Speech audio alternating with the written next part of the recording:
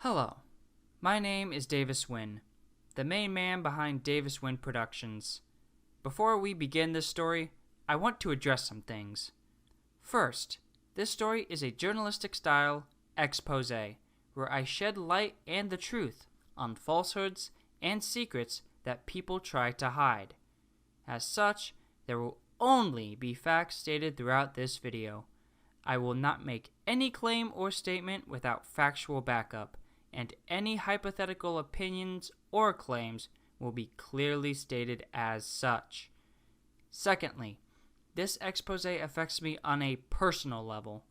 In order to properly go about this in a dignified manner, I have removed all personal biases in order to focus on showing the unadulterated truth, even if I may not fully agree with it.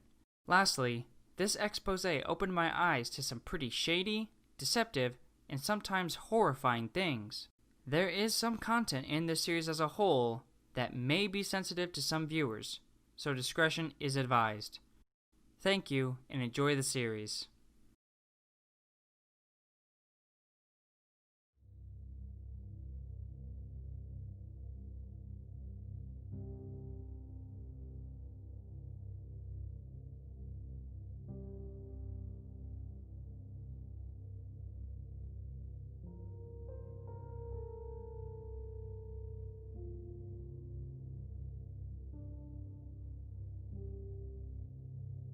Now, before we get into any specifics, we need to grasp the basic understanding on these things: how sports franchises work, their relations to the city, and the franchise's stadium that they play in.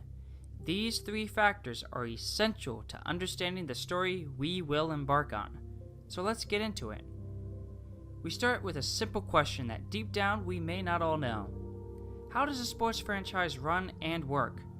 Well, thanks to the glorious powers of Google, all it takes is putting in that question into the search bar to get your results.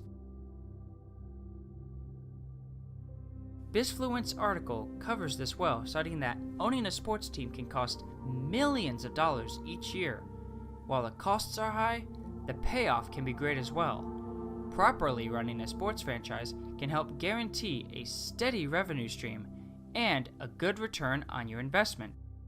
People do not come to watch games to see the owner, but they also like to know that a competent person is behind the scenes, making sure that the team is successful.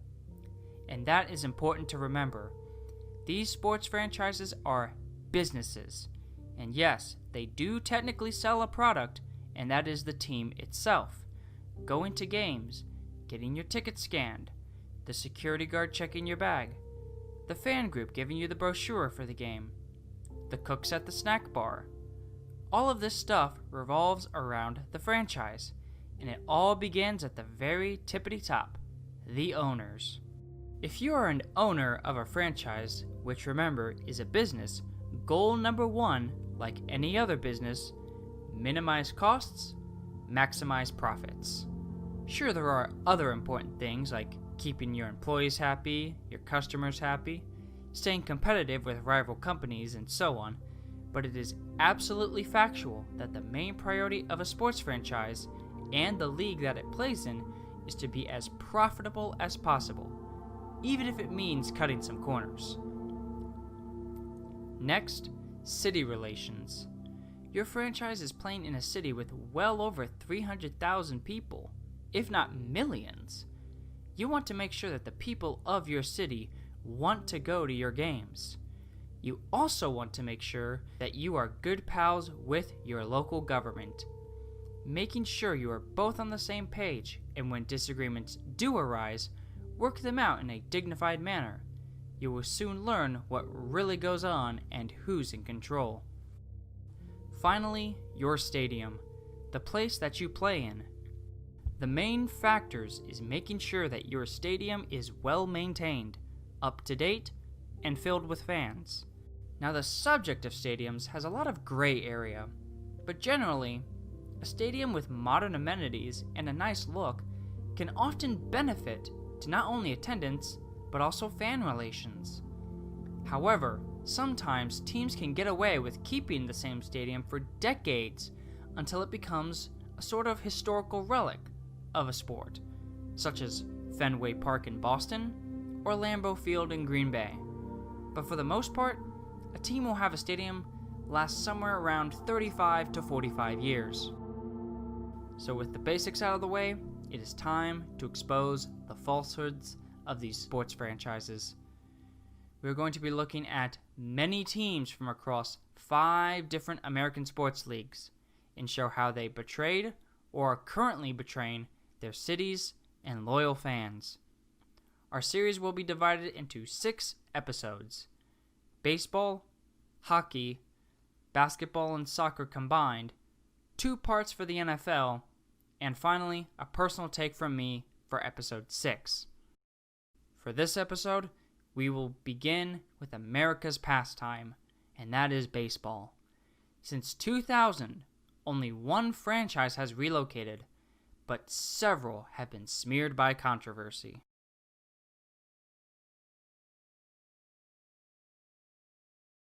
First, we begin with the Montreal Expos and Jeffrey Loria. The MLB franchise represented Canada along with the Toronto Blue Jays. So, this story is about the team owners, right? Well, let's get the owner into our spotlight, Jeffrey Loria, the art dealer turned sports owner.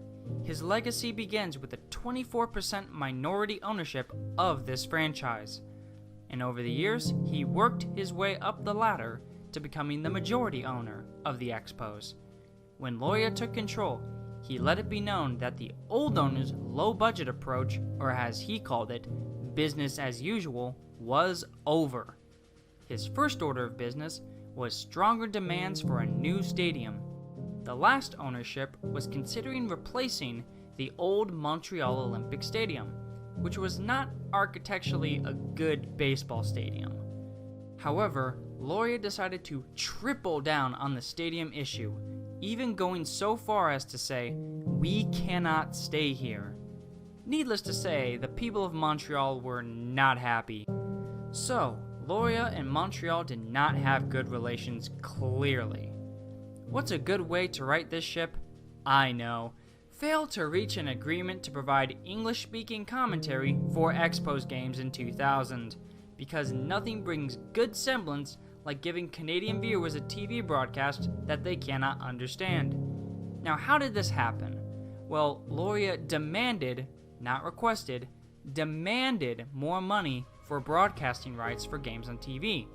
The city refused to bend over to his will, and Loria struck the city down. Loria continued to pursue the construction of a new ballpark. He sought support from Major League Baseball, the Quebec government, and the architectural firm HOK Sport for a cheaper, redesigned version of Labatt Park that gave the retro classic concept in favor of a more modern design with curved contours and glass. HOK and MLB both thought that Loria's proposed design was structurally unsound. More seriously, although Loria had been led to believe that his right-hand man had been convinced that the provincial government would contribute to the funding, in reality, no agreement had been reached. All of this drama kept falling apart, and the fans responded. The 2001 season attendance was a total of 642,748 fans. Divide that by 81, and you have an average game attendance of 7,935 fans per game. That is worse than most Division II college football games.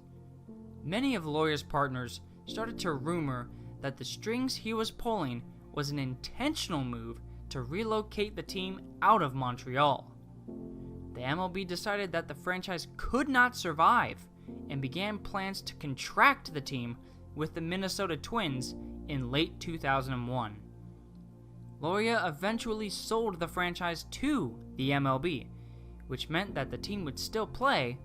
In exchange, he got to take ownership of the Florida Marlins, because obviously after ruining one franchise, surely he couldn't ruin another, right? Then February 12th, 2002 comes around. Loria takes control of the Marlins.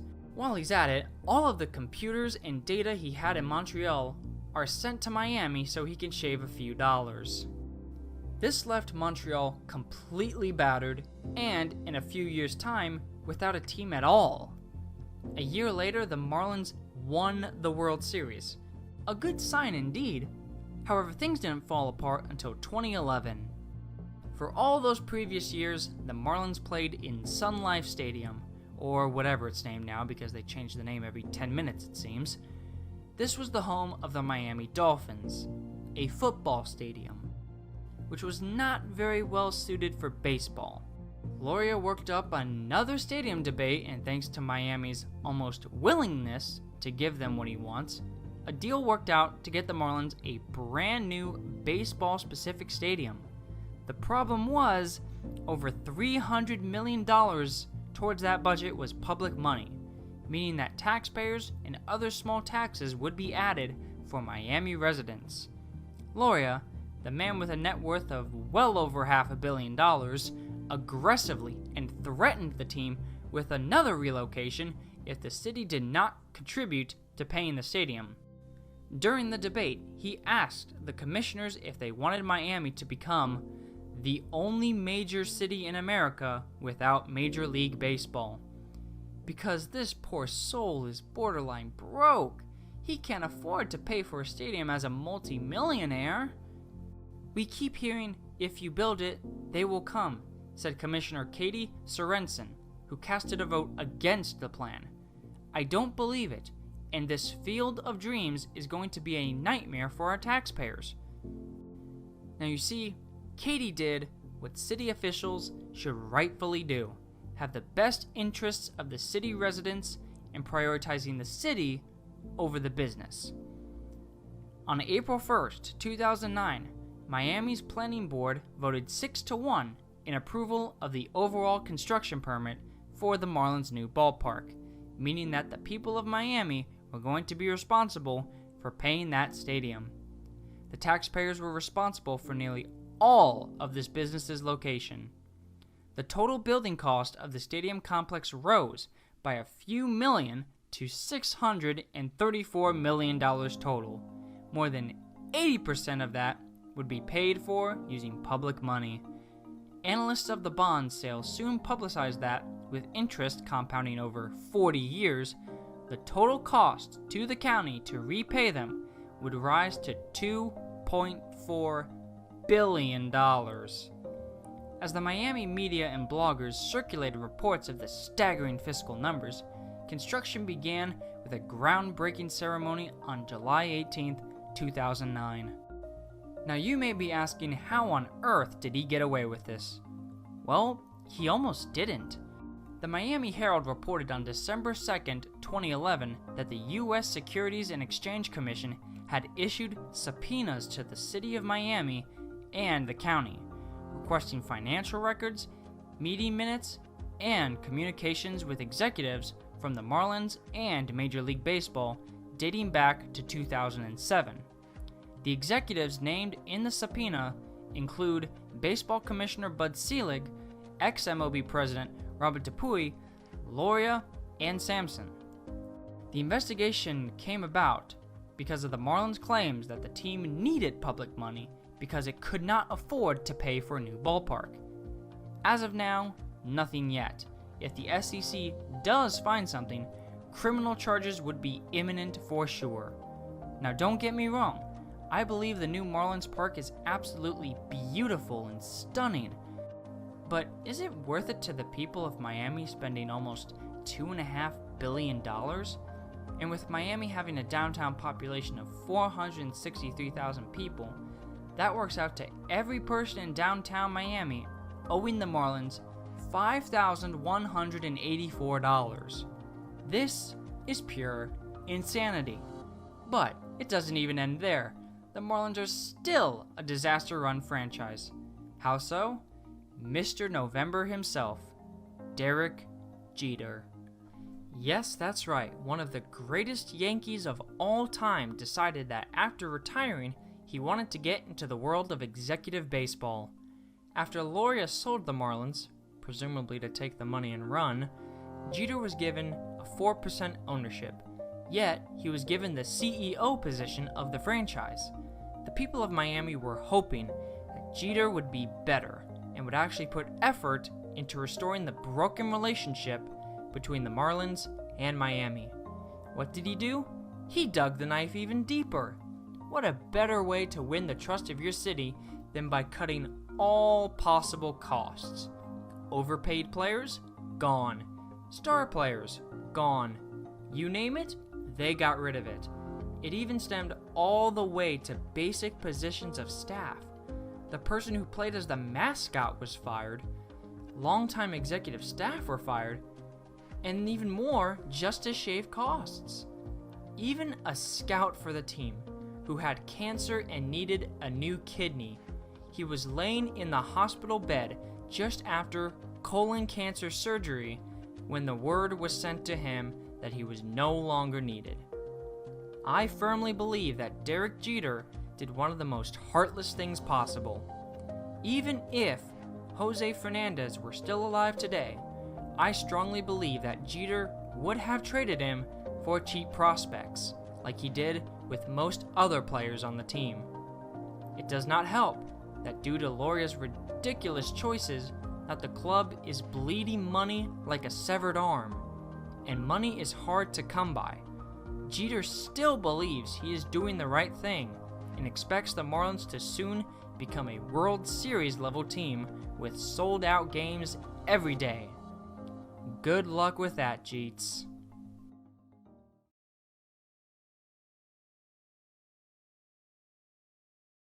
Next up on our baseball journey is the Texas Rangers, the team that plays in the Dallas suburb of Arlington after moving there from Washington in the year 1971. Thankfully, the Rangers do not have a giant list of ridiculous atrocities that smear their name. The Rangers still have their share of the pie, though.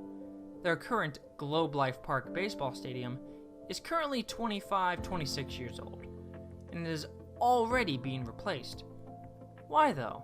The stadium looks absolutely beautiful because of one thing. I'm not kidding you, one thing. A roof. You see, baseball is a game where we already have a mental picture in our head for a game day experience. You are in your seat, hot dog in hand, your family laughing, all wearing the same team hat and sunglasses. Your mom saying, "Don't forget to put on your sunscreen," and stuff like that. And that's the point. We assume a baseball game is at an outdoor stadium, and most of us want to keep it that way. It's natural for us humans to reject change even if it may be for the better. And after 25 years, the Rangers and their fans could not take the 110-degree heat anymore. As mentioned, most stadiums will last around 35 years or so. So why not renovate it and add a roof? Well, in the Rangers' defense, you can't just take a stadium and add a roof on top of it like a tarp. You could do what the Miami Dolphins did with Sun Life, or whatever it's called now. You do this by adding shade to the seats. But the Rangers did not want to settle, and they did not want a fixed dome either. Now, here is where we get into some technical terms about roofs. An indoor stadium, as we know, is usually called a dome. There are two types of domes, and it has to do with the roof itself: fixed and retractable. A fixed roof means that it is a permanent roof and that it cannot be altered, moved, or adjusted in any way. Examples of this are Tropicana Field, the Dome at America Center, or US Bank Stadium. A retractable roof, however, is similar to a dome, but the roof can be moved out of the way and give a stadium an outdoor feel. Examples of this will include Lucas Oil Stadium, NRG Stadium, and Chase Field.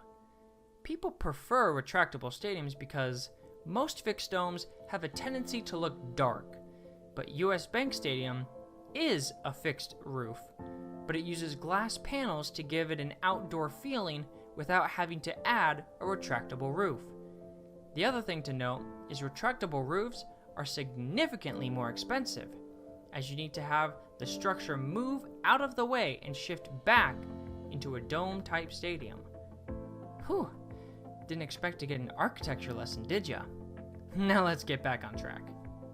Now, as I mentioned, the Rangers wanted a roof to deal with the intense summer heat during baseball games. They wanted a retractable roof and not a fixed dome, so the only way to effectively get this done is to get a completely brand new stadium developed. However, like most other franchises, the Texas Rangers owners, Ray Davis and Bob Simpson, who have a combined net worth of nearly $2 billion, strong-armed the Arlington Town Hall and residents to pay for this new ballpark. The team drew up the blueprints and estimated the new Globe Life Field would cost roughly $1.1 billion. This plea to the government would cost taxpayers $600 million, roughly half of the cost of the stadium. The crazier fact is, this was voted on. Arlington is a very wealthy suburb in Dallas, and the people were perfectly fine with their taxes increasing for the stadium. The taxes themselves would be contributed via a half-cent sales tax, a 2% hotel tax, and a 5% car rental tax. However, even the Dallas News stated that Arlington officials, however, must juggle their finances to accommodate the new stadium. Why? Because they are already dealing with the Dallas Cowboys' AT&T Stadium. Jerry Jones's $1.3 billion palace was nearly 25% public money, a total of almost $300 million. All of these bonds are expected to be fully paid off in the year 2047. That's 28 years of taxing your city residents for a baseball stadium with a moving roof. Hope it's worth it, guys. A roof will not stop the heat, and the Rangers will not stop choking in the playoffs. David Freeze.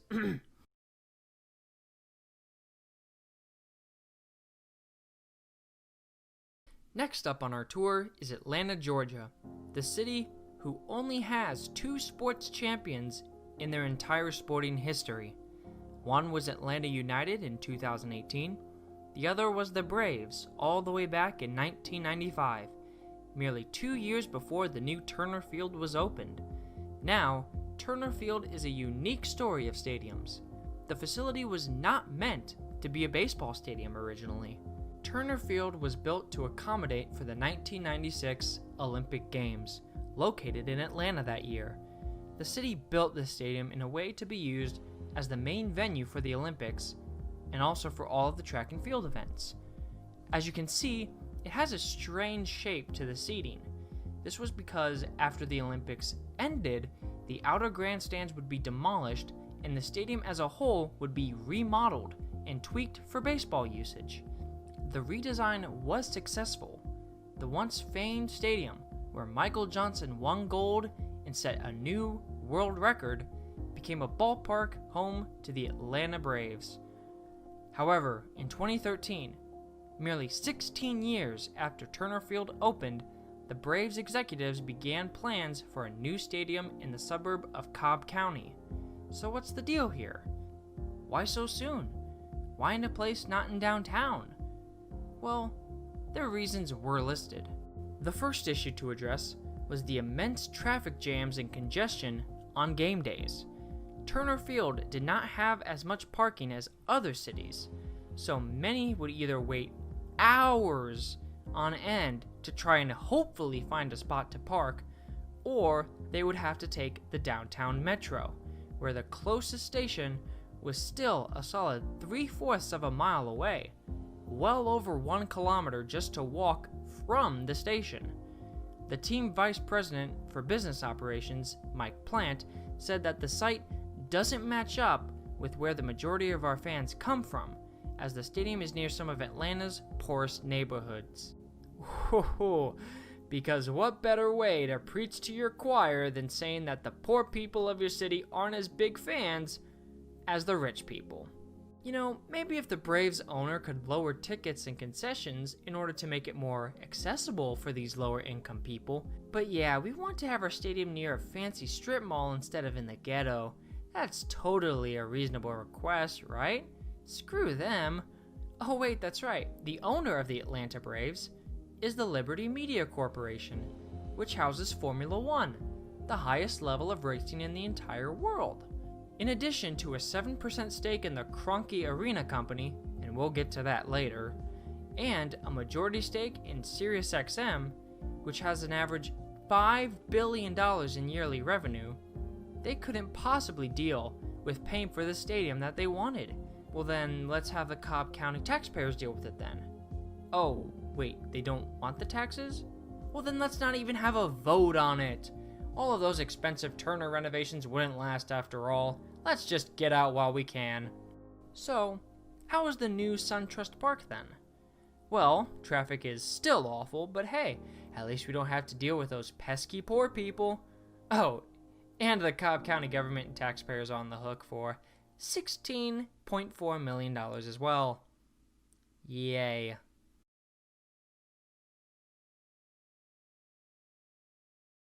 Here we go, the first part of the Oakland tragedy.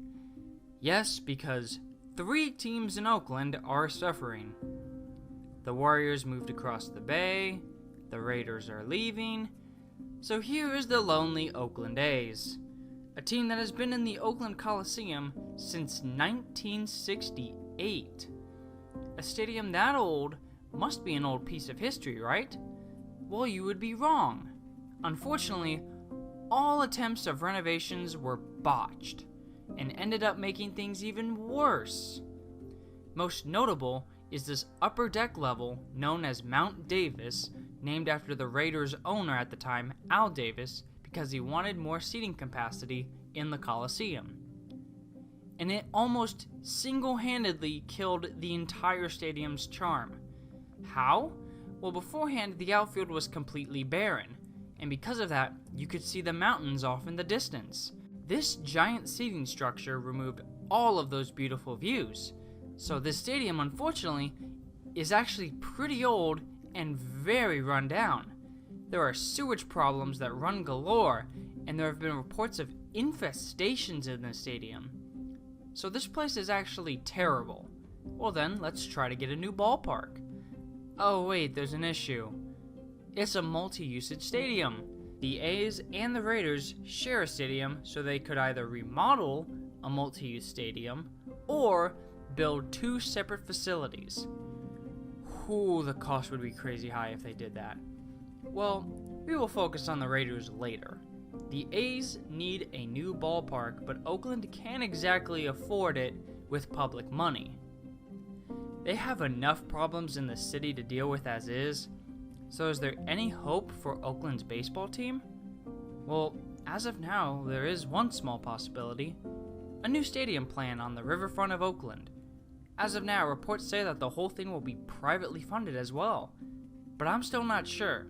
No plan has been finalized yet, but I firmly believe that Oakland needs to get some sort of deal that keeps this team in Oakland. With all the sports things going on in that city, it would be brutal if they lost their baseball team.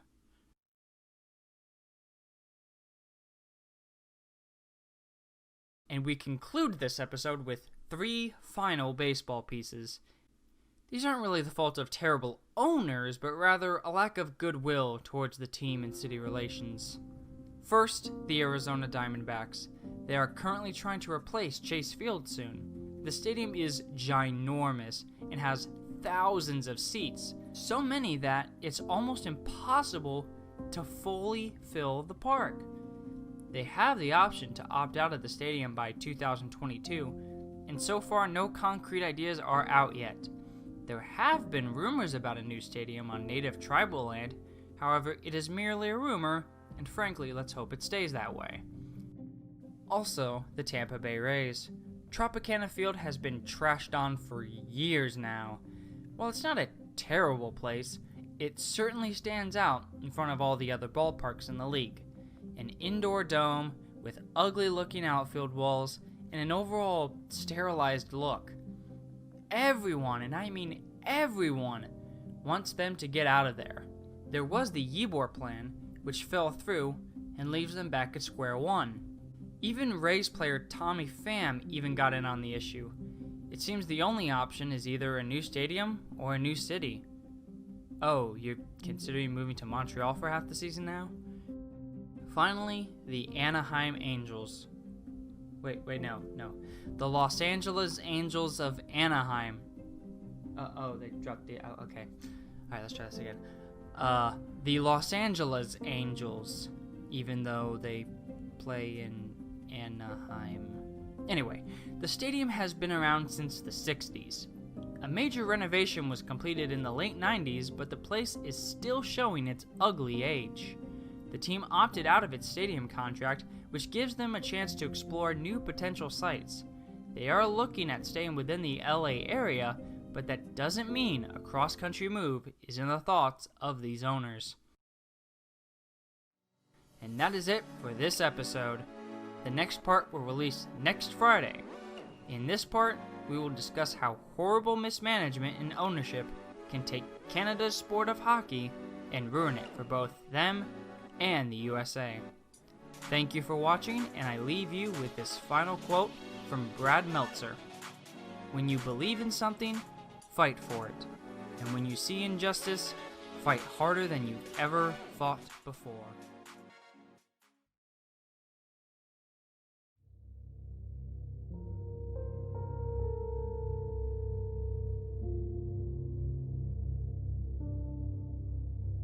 Hello and welcome back to episode 2 of League of Liars. I am Davis Wynn. Today's video will cover the ownership world in hockey and how the NHL can leave just as sour of a taste as the MLB owners can. Now for a basic recap, let's remind ourselves of the 3 basic parts of a business ownership when it comes to sports teams.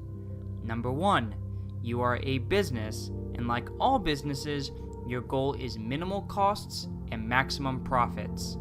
Number 2, your relationship with your city. You want your fans and your town government to work with you and vice versa. No obstacles or burned bridges will help establish a friendship. And finally, number 3, the stadium. You want your stadium to be unique and special, and also something that the fans want. It is always important to keep it updated and well maintained to ensure the longest possible usability. Now before we get into our episode today, there are some slight differences between baseball ownership and hockey ownership. First, MLB ballparks are primarily used for the baseball team, of course, but NHL arenas can have a variety of uses. They host NHL games, NBA games, concerts, conventions, trade shows, and much more. So having a top-tier Swiss Army knife type arena can add extreme benefits to an owner and the city. So let's jump right in, and we start with a good one.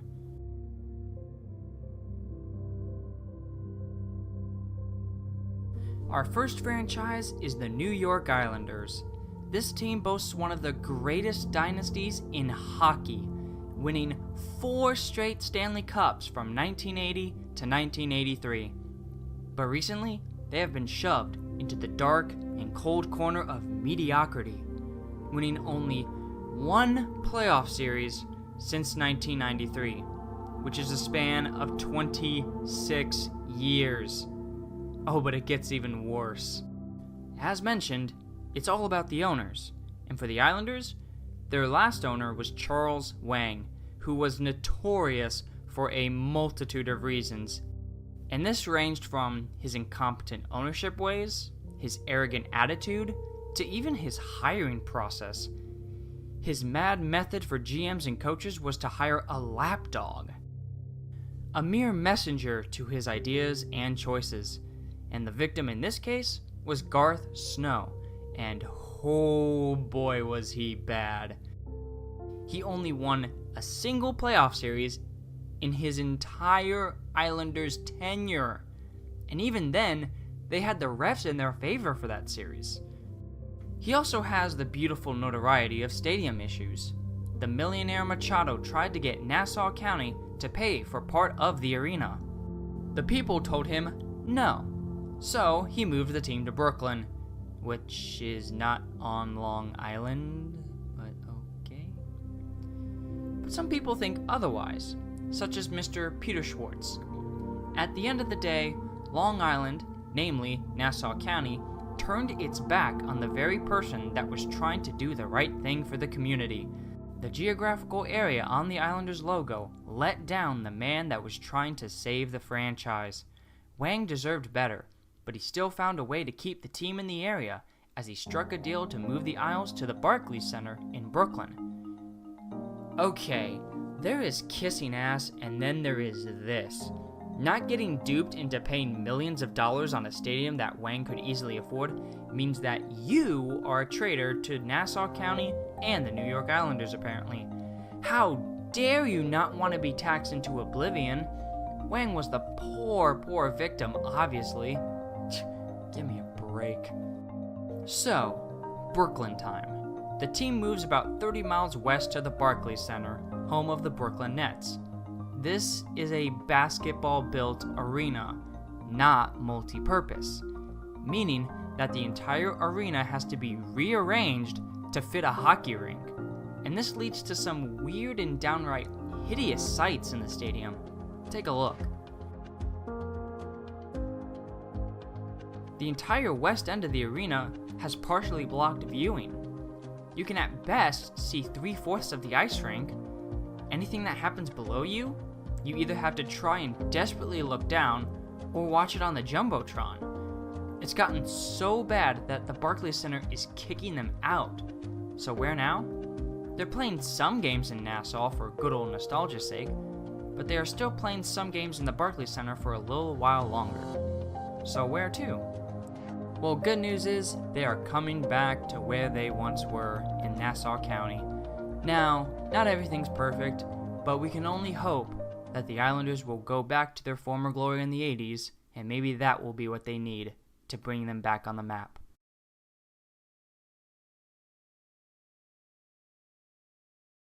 Next up on the list is Edmonton, Alberta, home to the Oilers, a hockey franchise that relies on its past because its present is absolutely awful. And like the team itself, Daryl Katz is not exactly a shining beacon upon Canada. His biggest Achilles heel is the fact that he relies more on being buddy-buddy with the old cup players instead of forging a new dynasty. This man is a billionaire, yet, you guessed it, he demanded that the city government and that the Edmonton taxpayers cover nearly $150 million for a new arena. You know, maybe if Katz didn't spend so much time bribing Alison Redford's political campaign to run for the Premier of Alberta, well, let's hope those campaign funds were worth it, buddy, because you need the money so badly. Let's threaten the team by relocating them to Seattle, a city that doesn't even need a hockey team, honestly. Wait, they're getting a hockey team now? Oh geez, that's gonna be a clown show and a half. Anyways, after the constant threats and even having team meetings in Seattle, your fear tactics seemed to work. The Edmonton City Council graciously bent over for your precious new shrine. A beautiful arena with a god-awful team playing in it. So far, this guy has actually been the least jerkish person we have covered. True, he threatened a relocation and can't run a franchise well whatsoever, but sometimes we cannot solely attribute these wrongdoings to a single person. Sometimes it's an entire management group, as you will now see by Edmonton's little brother down south, Calgary.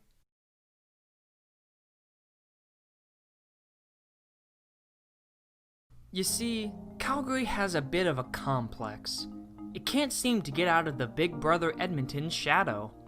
This story directly correlates with Edmonton because, like a little brother, if he can have a shiny new toy, I can have one too. But unfortunately, the higher-ups forgot that this so-called toy is going to cost millions for Edmonton townspeople. So how does Calgary tackle this same sort of situation? Well, like Edmonton, they have an older arena, but the Saddledome has a unique shape, design, and overall atmosphere that gives it more of a nostalgic appeal. But apparently the 5 multiple owners of the Calgary Flames franchise decided that the Saddledome is not good enough. They are so desperate, in fact, they begged the league commissioner Gary Bettman to publicly criticize the arena. Yes, we know it is one of the oldest stadiums in the entire league, the oldest non-renovated stadium too. So what did Mr. Bettman say? Well, in his own words, the Saddledome was old, antiquated, and inefficient. Yeah, the stadium is old, but it's not a complete dump. I mean, look, it's not that horrific. And this leads me to a side point that I will mention at the end of the story. So Bettman urged the city to approve of the next plan that was offered. And what was that next plan? Enter the mesmerizing world of Calgary Next, a plan to completely revolutionize the city. The city doesn't want just a shiny new toy, they want the entire store. A whole new complex with a new multi-purpose arena for the Flames, a new CFL football stadium for the Stampeders, and an all-new fieldhouse facility. All of this for the very low cost of $1.8 billion. Well, geez, no wonder it was shut down so quick. And the public payment? 2/3 of the total cost, an eye-watering $1.1 billion of taxpayer money. And in a small city like Calgary, that's the equivalent of each resident owing $916 to them, roughly. For some, that's a month's rent of money gone for a stadium. But the Calgary Next supporters try to show them the pros that outweigh the cons, because the stadium will be given to the city. No property taxes, yay! Oh, the public funding will come from ticket surcharges? Great. That means that the only people who can afford to go to these games will be corporate sponsors who don't care, or the ultra-rich. I did a little bit of ticket digging, and the cheapest tickets currently for most Flames games are around $40. A new stadium plan, you can expect a minimum of around $200 for these cheap seats. And the suites? Well, suites aren't just open for grabs. They say the prices start at roughly $6,000, but I wanted to know for sure. I did a little bit more digging, but the average price seems to be around that $6,000 mark. And with a surcharge for the new arena, oh boy. Oh, and things get even better. One of the biggest opposers to this plan is none other than Calgary's mayor, Naheed Nenshi. And I have nothing but respect for him, because he did what he is supposed to do, put the people of Calgary first. He also does what's in their best interests. And the clash turned into an all-out battle of mudslinging. Strap in, because this gets amazing. Mayor Nenshi retaliated at the initial plan, quoted saying 99.999997% of Calgarians do not want public money or Gary Bettman involved. The initial plan of the city covering half of the arena cost was quoted as a terrible deal by Calgary Next, but the plan was dead. Ken King of the Calgary Flames responds by basically saying that they are no longer interested in pursuing a new arena. They would just move the team. No arena, no Calgary Flames. The plan is tax heavy, and these billionaires can't afford the arena. I mean, they're barely even alive.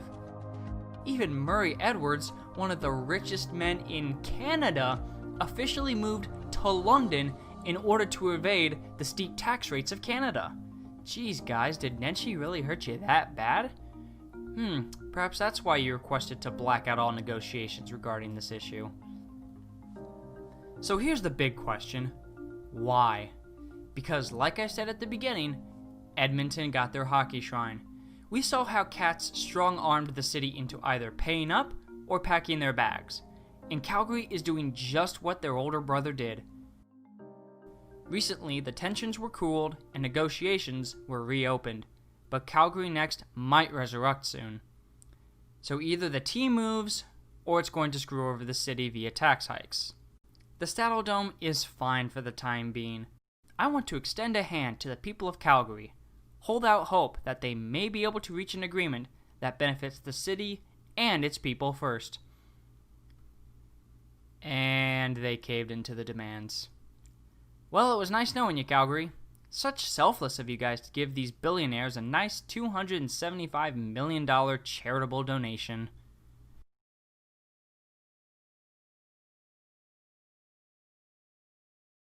Now, holy moly, that was one of our biggest stories that we've covered so far.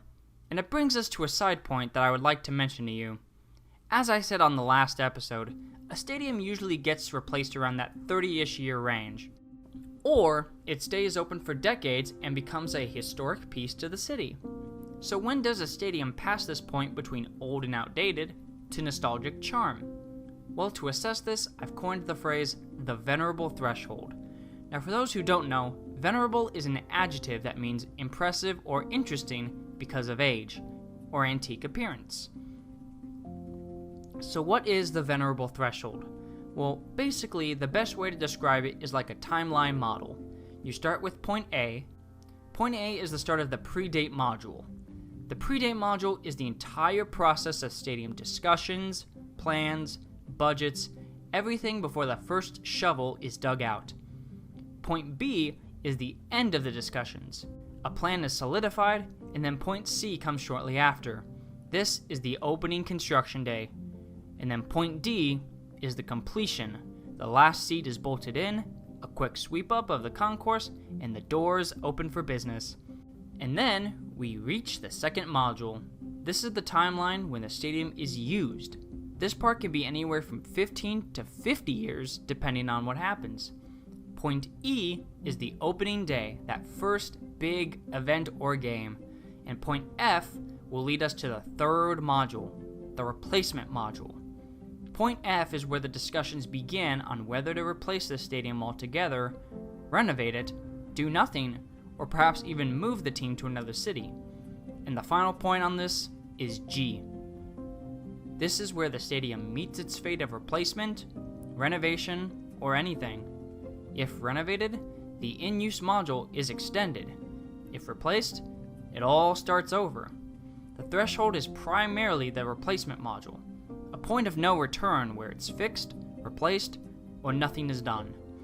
This theory can be applied to many previous teams and can also be covered by many future ones. By the way, I don't have a patent for this, so please don't steal my ideas. So now that you know of this amazing and innovative idea, it's time to take a step back to a city that almost lost its team, but thankfully didn't. That's right, we get a story with a happy ending this time.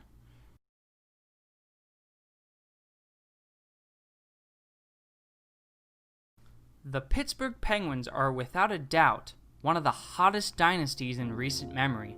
2 years in a row they went into the All-Star break with a likely chance of missing the playoffs, yet somehow defied the odds and won a Stanley Cup back-to-back for the first time since the Red Wings in 1997 and 98.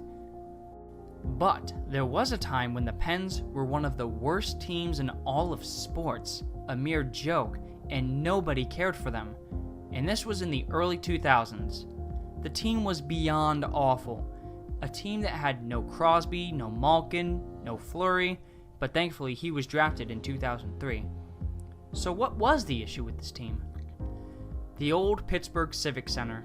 It was one of the oldest NHL arenas, and the team was borderline broke, and the owner was going to potentially sell the team to a group of investors who intended to move the team to Kansas City. Good news, they didn't move. But the bad news was there needed to be a new arena. Thankfully, this one was a simple process. Discussions were quick, the public stupidly shelled some cash, and the Pens were saved. In that span since the team was saved, they've won 3 Stanley Cups. While I do not support public money used on stadiums, I think that the people of Pittsburgh will be okay with it if it means championships galore. And these next few are slightly different. It's not that the owners are bad, I mean they are, but it has more to do with other issues, mainly location. First off, the Florida Panthers.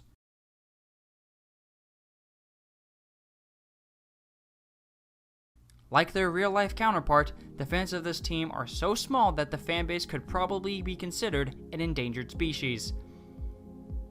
The team plays in the Miami area, I guess, but really they play so far from downtown Miami, I think they'd be better off just naming them after their suburb, the Sunrise Panthers. The BB&T Center is so far from downtown because it's over 40 minutes to drive from downtown Miami. And no one, and I mean no one, is willing to drive that far to watch terrible hockey. The arena rarely has full capacity. Empty seats are easily seen. And the management, they're just lazy. They have no drive to do the right thing for the organization. I mean, they fired their head coach Gallant in the middle of a road trip, forced him to depart the stadium via taxi. Classless is an understatement. They need an arena in downtown Miami, but the problem is, where? There is no space available, so they have to bargain with someone to replace a golf course or something.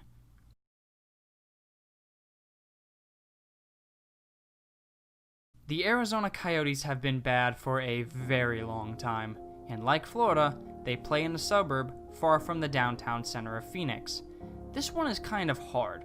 The politicians, I guess, are the victims of this case. They are trying to get out of an awful deal with the team, but they don't have many options. But when you stand up against the team, it can make you look like you don't support the city's hockey franchise.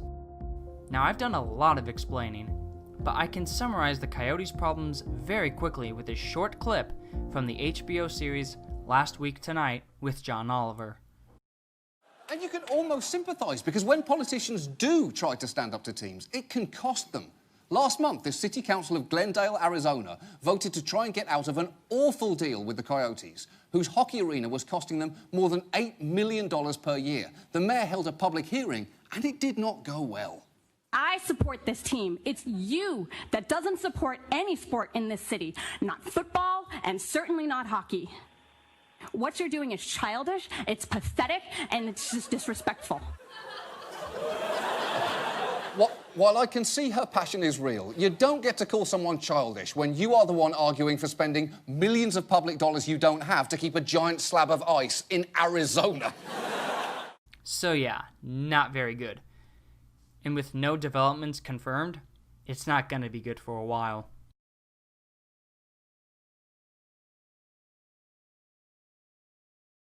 A better story, like Pittsburgh.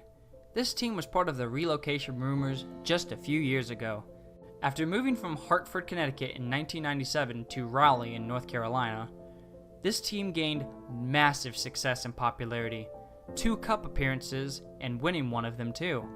Nowadays, it seems like to be nothing more than a lucid dream. Nobody comes out to their games, and we are talking desperation levels. The main obstacle a few years back was their owner. He had many problems, going bankrupt for one, taking millions from his kids' trust funds. Yeah, great guy. Due to the complete storm this franchise was becoming, rumors of a possible move to Quebec City began to develop. Thankfully, a new owner was brought in and immediately began to right the wrongs. Many joke about how the Canes need to move and that they don't belong there. Well, I call BS. I'm going to make a very bold claim. They may have a minor league attendance, but the passion of the fan base can rival some Canadian hockey fan bases, and I will stand by that too. So Canes fans, I gotcha, you bunch of jerks. The past season was a much needed renaissance, and it needs to be kept up.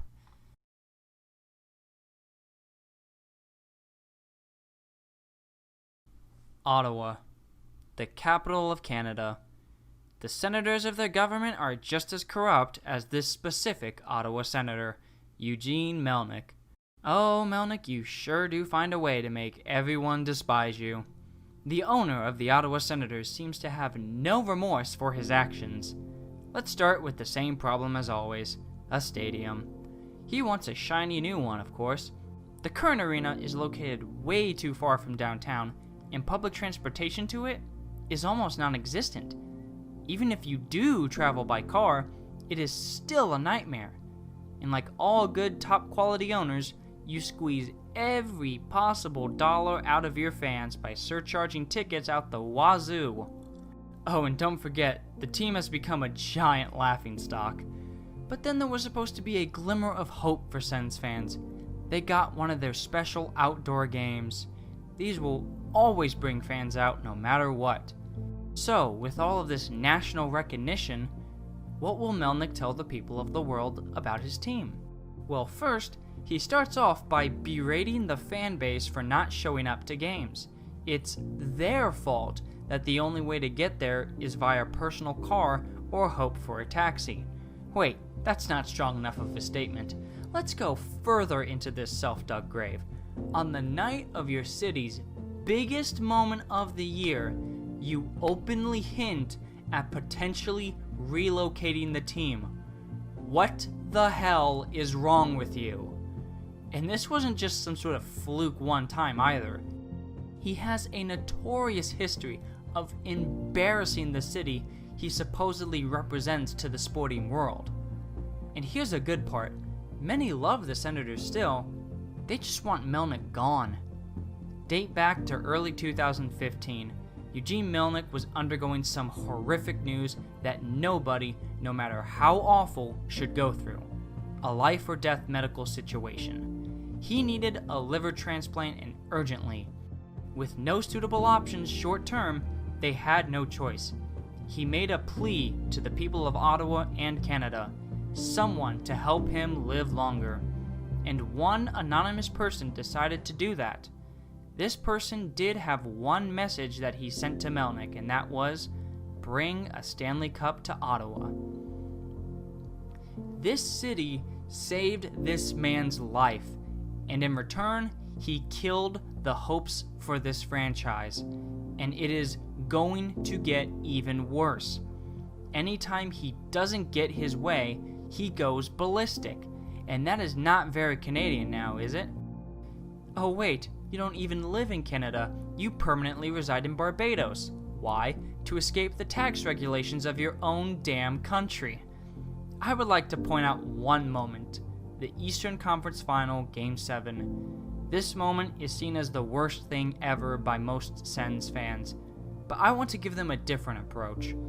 Look at where you are now, the bottom that's gradually going even deeper. But look at this moment though. You made it to within one goal of the finals. You made it to a Game 7 overtime with the soon-to-be back-to-back champions. That is no easy feat, and you should be seeing it as a prideful moment in one of the highest of highs. Relish in that glory run, because unfortunately, it's going to be years, if not decades, until something like that happens again.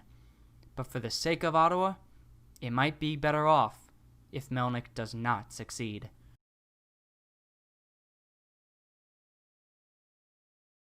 Thus, we reach the end of our episode. Thank you all for watching not only this episode, but the series as a whole. I really appreciate it and hope the word catches on soon. The next episode will drop a week from today. In that episode, we will go over 2 American sports leagues, the National Basketball Association and the sometimes forgotten Major League Soccer. These 2 less popular leagues can still make big impacts, as you will find out soon enough. My name is Davis Wynn, and I leave you with this quote from the book of Proverbs 21:15.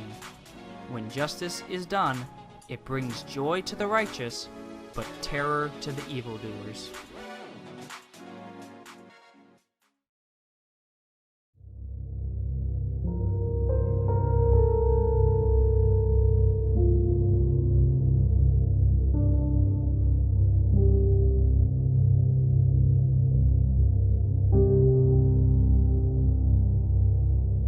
Hello and welcome to the 3rd episode of League of Liars. I am Davis Wynn as usual. Today's episode, we will be covering 2 sports leagues, the NBA and MLS.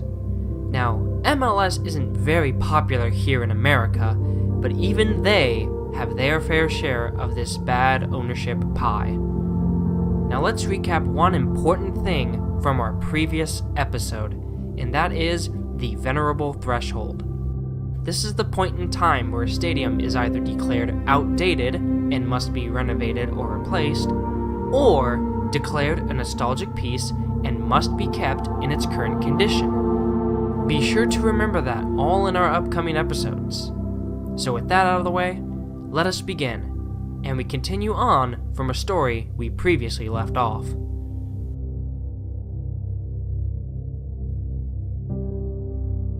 Ah yes, the return to Oakland. Now the Bay Area does have an NBA team, and they play at Oracle Arena in Oakland.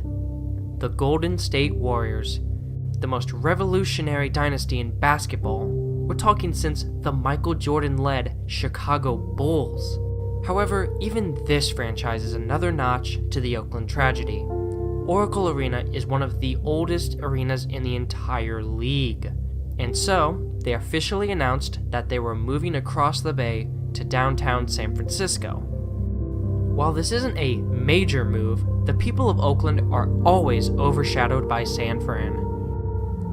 The brand new Chase Center will be ready in fall 2019. The land is owned by the Warriors, and they didn't even need voter approval. So how does Oakland suffer if the team is only moving a couple dozen miles away? The problem is surprisingly, the team. Let's not beat around the bush. The Warriors are not basketball first, at least not anymore. They are the same fate as the Chicago Bulls or the New York Yankees. It is now a brand. A brand that happens to also be a sports team. It's hard to find someone who doesn't own Warriors gear. Maybe a t-shirt, a Kevin Durant jersey, some shorts, maybe a Steph Curry shoe line. And what helps make a brand more popular? Sponsorships and corporate deals. And that is where we find our golden dilemma. The new arena will have a different atmosphere than Oracle did. Oracle Arena was better known as the Roracle, and it had an intense game day experience that rivaled many college games. The new Chase Center is corporate. It is sponsor first, brand second arena. Where are the fans put? Who knows, but they are not priority number one. The Warriors will continue their dynasty, but the fans who were already outpriced by the ticket hikes, they don't seem to have any hope of seeing a game across the bay. People will still go to games, but it will be more corporate. So many of the best fans are going to be priced out, and I might be one of them, says Warriors fan Leslie Sosnick. The brand will flourish for sure, but the fan base, the true fan base mind you, will slowly begin to die out. Oakland just can't seem to catch a break. New arena renderings have surfaced, and one good look can show you all of the difference. You can just notice the changes in the atmosphere between these two arenas. The Roracle, the student section of the NBA, was killed off in their final game.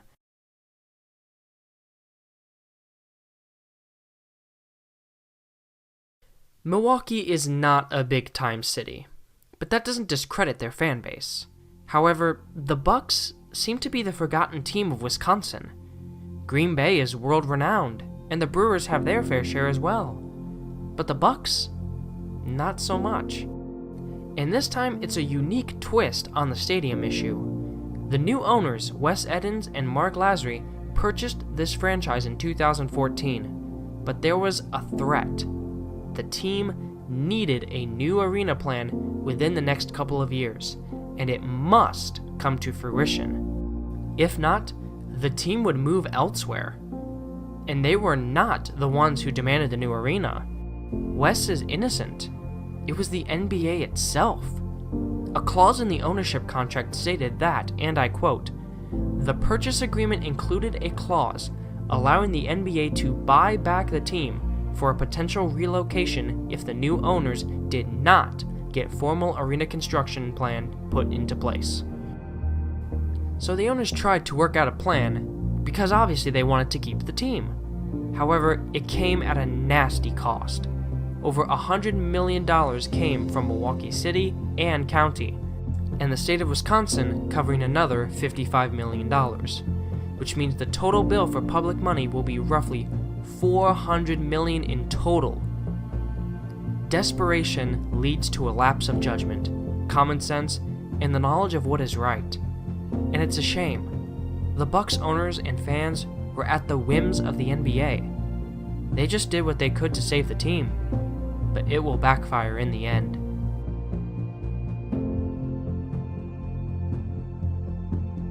The New York Knicks are a historic basketball franchise, and with that long history comes decades upon decades of poor play and missed opportunities. This franchise has had so many generational talents and has failed to capitalize with almost all of them. Carmelo's prime years were wasted here. Kristaps Porzingis, Derrick Rose, Joakim Noah. This team cares more about hotshot names than developing team chemistry, which is why it has been years since they have made the playoffs. Now, there are a multitude of factors with this team. Nearly everything this franchise touches turns into some sort of chaotic mess. This team hired Phil Jackson as their GM, a good coach, but he was a terrible executive. Everyone knew this, and it turns out everyone was right. The team was garbage. They had been for years, and they still are today. Phil used old-style basketball tactics, defensive focus when the game became more offensive, focusing on layups in the paint when the game is now about three-pointers. Despite the terrible play on the field and plenty of off-court drama, Phil has stayed around to everyone's dismay. He was eventually fired, but it was all too late.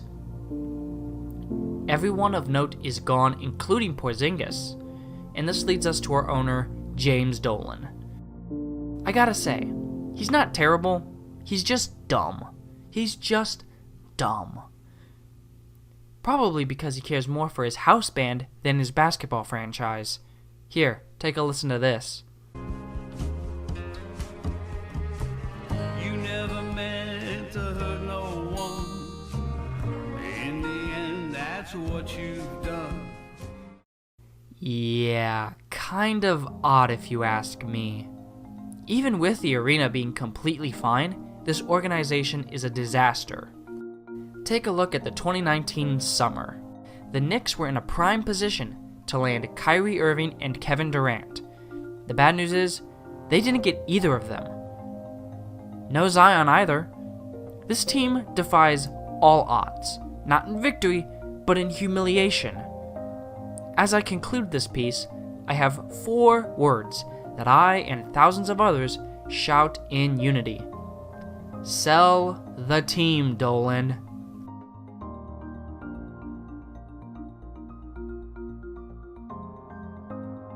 The greater Phoenix area can't seem to get a good side either. With the Diamondbacks and Coyotes in stadium talks, it makes things even worse when the Phoenix Suns decide to toss their hat into the ring. The arena, Talking Stick Resort Arena, yep, that's right, a casino resort in the outer Phoenix area of Scottsdale owns the naming rights to this arena. And yes, once again, another Phoenix team asking for a new stadium. Here's what happened with the owner Sarver. He released a video to social media trying to calm the haters, calm the critics, saying, I am committed to keeping this team here and I will do everything I can to try to work a deal. But wait, work a deal? If you want to keep them here that bad, you'd keep them. Even better was this public town hall meeting where this one particular old lady went in on these fools, especially Mr. Sarver, who has a net worth of about $400 million. Her passion is something you have to see to believe. I'll let her take it the rest of the way. Mr. Sarver has done nothing to improve this team. In the 14 years he's owned it, he's never funded or bought, paid for 2 or 3 key players, which make any sports team, professional sports team, successful or on the road to success. He's so tight, he squeaks when he walks. And you have been negotiating with this kind of person Shame on each and all of you. And upon you, Ed, I thought your principles were higher and better than this. We are not in the business of paying taxes to support private enterprise, and especially not an entertainment enterprise. They can support themselves or fail on their own lack of diligence.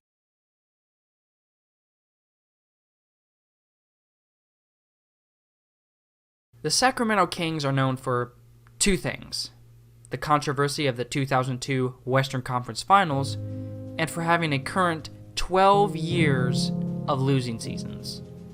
The last time the Kings had a winning record, which was 2006, the first iPhone was still over a year away from being released. Stunningly, this is actually one of the better stories. The Kings were in the old Sleep Train Arena. Yes, Sleep Train Arena. And the owners at the time, the Maloof family, didn't even seem interested in staying in the state's capital. There were discussions of a relocation to Seattle to bring back the Sonics. Other rumored cities included Virginia Beach and even Anaheim, because what the greater LA really needs is another terrible sports team. However, thanks to the likes of Ron Burkle, who intended to buy and keep the team in town, was able to convince the NBA Commissioner Stern to ask the Maloofs to retract their relocation plans. There were some asterisks with this whole thing. The new Golden One Center is a giant $284 million bill to the Sacramento public, $565 for everyone in downtown Sacramento.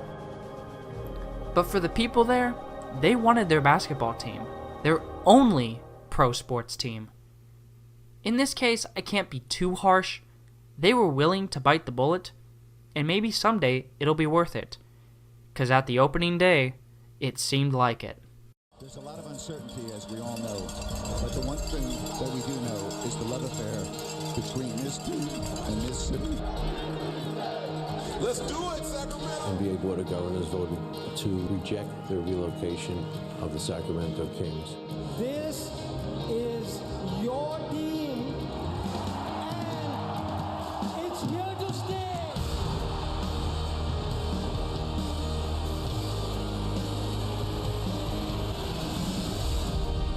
And ladies and gentlemen, please put your hands together for the man who stepped up to save the team, Kings owner and chairman, Vivek Ranadive!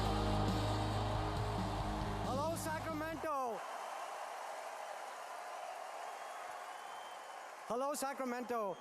3 years ago, I stood in front of all of you and I said, this is your team and it's here to stay.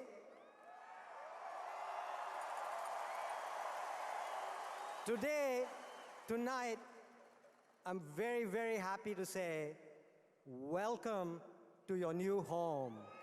Go Kings!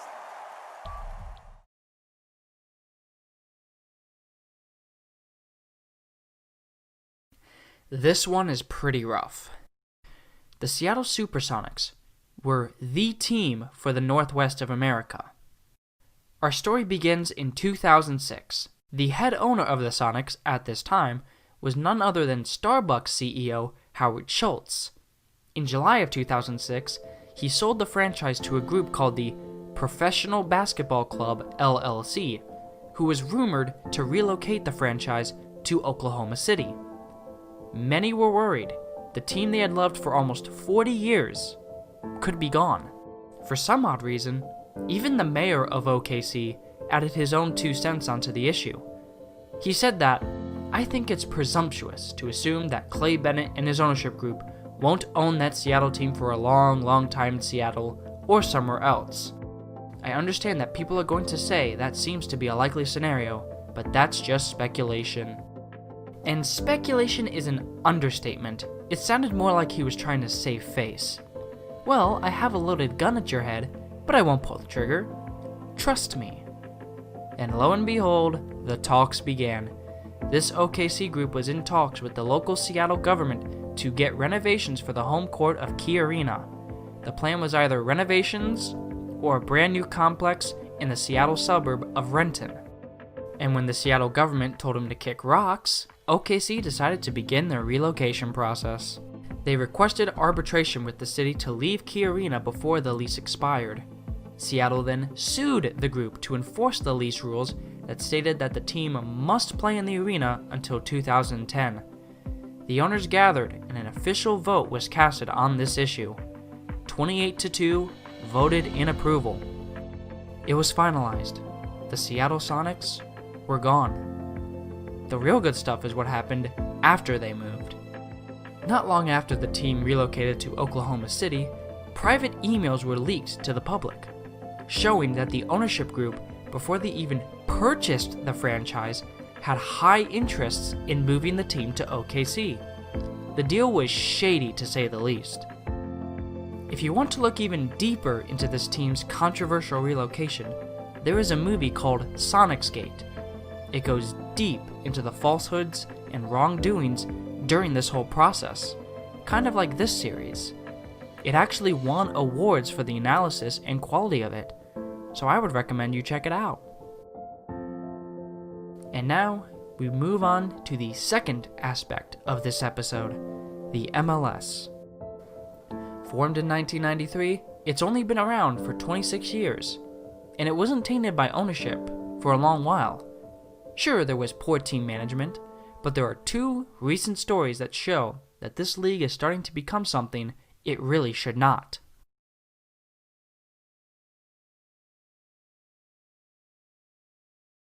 Our nation's capital, Washington, D.C. It's actually kind of a packed place. Filled with thousands of government buildings, landmarks, and parks, stadiums are not as common around here. That is until DC United, one of the original MLS teams, needed out of their current home, RFK Stadium. Now, this one is a bit more justifiable. RFK was built in 1961. It's almost 60 years old and has had very few renovations. A soccer-specific stadium was actually kind of necessary. However, that does not justify the use of public money. I understand Nationals Park is not a soccer field, but temporary stays for a couple of years wouldn't be the end of the world. But alas, behold, Audi Field. A beautiful pitch for sure. So beautiful, in fact, that the District of Columbia is paying a hefty price tag. And there are some other soccer clubs that are considering following the ways of DC. Let's hope not.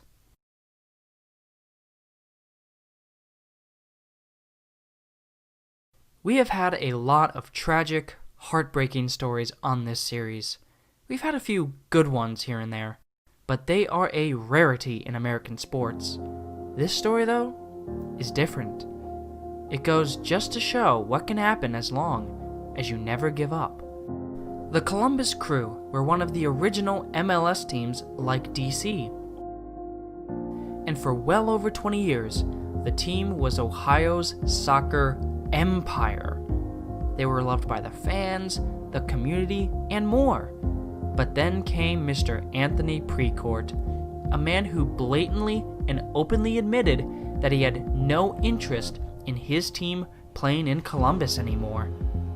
He publicly announced that he intended to relocate the team to Austin, Texas, a city that already has USL. The fact that he was so unashamed and open about ripping this team from Columbus really showed how much he cared for the city. The outcry was almost immediate, but alas, it was to no avail. He didn't care. He never did. It got to a point where a new hashtag, Save the Crew, began. It became a sensation. It was so important to the MLS community, even other teams showed their support. Even rival clubs were against Precourt's intentions. Everyone supported Columbus, but Precourt had the hammer, and he continued his relocation process. But that all changed months later. It all started with people citing a specific law from the Ohio State Legislature. This legislation was titled the Art Modell Law, and this law stated that, according to The Guardian, the never-before-tested law prohibits an owner of a team who uses tax-supported facilities and accepts financial assistance from the state from moving unless they give 6 months' notice and give individuals who live in the area an opportunity to buy the team. What this meant was that Precourt, who did not give the crew a 6-month notice as the law says, gave way to a lawsuit being filed. Initial attempts to throw out the case failed, and with the looming legal issues rising in both cost and controversy, all parties tried to reach an agreement that would satisfy everyone. And they did. The final settlement was as follows. The Columbus crew would remain home. Anthony Precourt and his company would cut ties with the franchise and instead be given the ownership of the new Austin expansion team that MLS gave to the city. So everyone wins here. The fans keep their team, the crappy owner is gone, and said crappy owner gets to torment a new franchise. Sorry, Austin. And with that, we have concluded another episode of League of Liars. Thank you for watching, and tune in next Friday when we take a dive into the biggest, juiciest, most corrupt-filled league in America, the NFL. Here is your final quote from Harold S. Kushner. "One man alone cannot defeat the forces of evil, but many good people coming together can."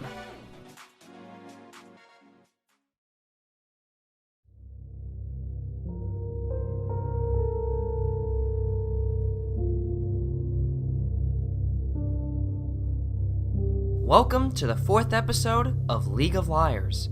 Davis Wynn here, as we begin our journey into part 1 of our look into the NFL. Yes, part 1, because the NFL is so steeped in corruption and greed, I couldn't fit it into a single episode. Well, I could, but it would be really long. Anyways, let's recap our last episode. Episode 1, we learned about how franchises work. Episode 2, we learned about the venerable threshold. And in Episode 3, we learned about how corporations have become more of an importance than die-hard fans. And in Episode 4 today, we will learn a lot. So strap in, and let's begin part 1 of this in-depth analysis.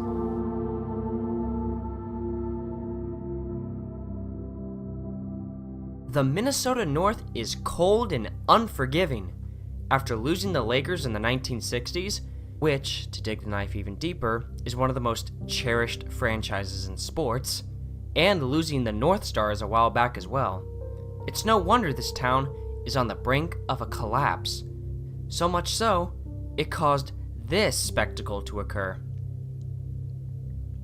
Yes, the Metrodome in downtown Minneapolis succumbed to the snow that towered above it, and the roof collapsed and ripped from the sheer weight of all that packed snow.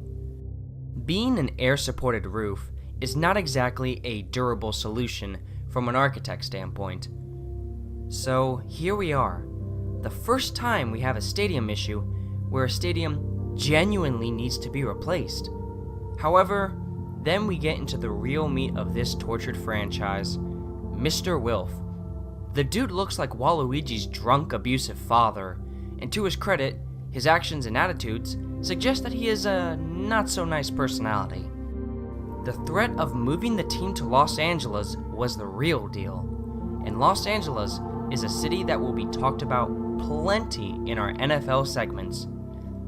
This is because Los Angeles was without an NFL team from the late 90s to the mid-2010s. So during that time frame, any team was fair game on the relocation rumors. So, the franchise, to the pleases of many, stayed with an official plan for a new stadium, a fixed dome too, which is rather odd for the NFL.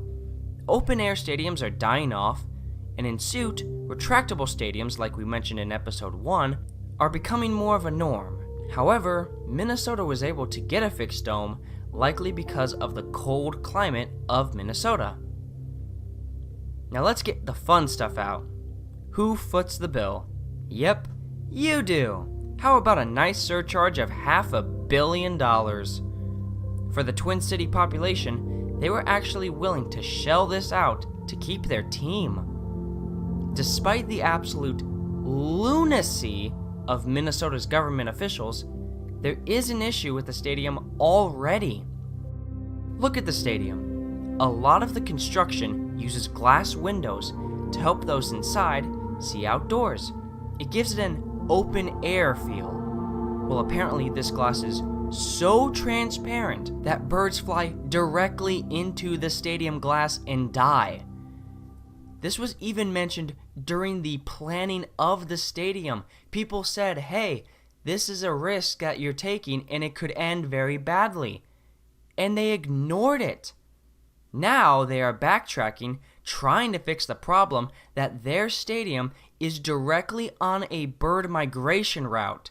It's basically killing birds faster than they are killing Vikings fans' dreams. Skull indeed. Valhalla awaits your debts, Minnesotans.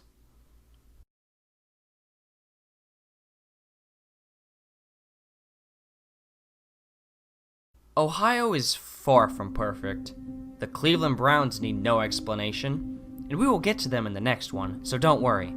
The Reds, Ohio State fans, yeah, it's something. But the Cincinnati Bengals are a special breed. Decades upon decades of terrible play on the field, ruining golden opportunities. So let's not beat around the bush for long. Longtime owner Mike Brown is stubborn in his ways. He refuses to make the changes that need to be done, such as keeping Marvin Lewis for years on end, but his specialty was how he hooked the Cincy government into funding his new shrine, Paul Brown Stadium, named after the original founder of the Bengals franchise. The stadium was going to be mostly public funded. Yes, you should be used to that at this point. I mean, it is a pretty recurring theme. Billionaires couldn't possibly afford to finance these stadiums alone, clearly. Well, the stadium was built, but it came out that there were some unique clauses to this deal. 1. First, it states, and I'm paraphrasing here, that if the majority of the NFL has some sort of feature in their stadiums, the Bengals must have it, must by public funds. And there was one specific clause in there as well that said, again paraphrasing, that when a new technology like holographic replay is invented, the Bengals must get it. But the thing is, holographic replays haven't even been invented yet, but it's in the contract. It doesn't help that the team has struggled for years and will continue to do so. That means things like selling the public hospital, delaying payments for city schools. The yearly budget has a big percentage just for the stadiums. And it will continue with these payments for several more years. If you thought Ohio couldn't get it worse, well, don't worry, they can. As we take a tour up north on the coast of Erie to the Factory of Sadness.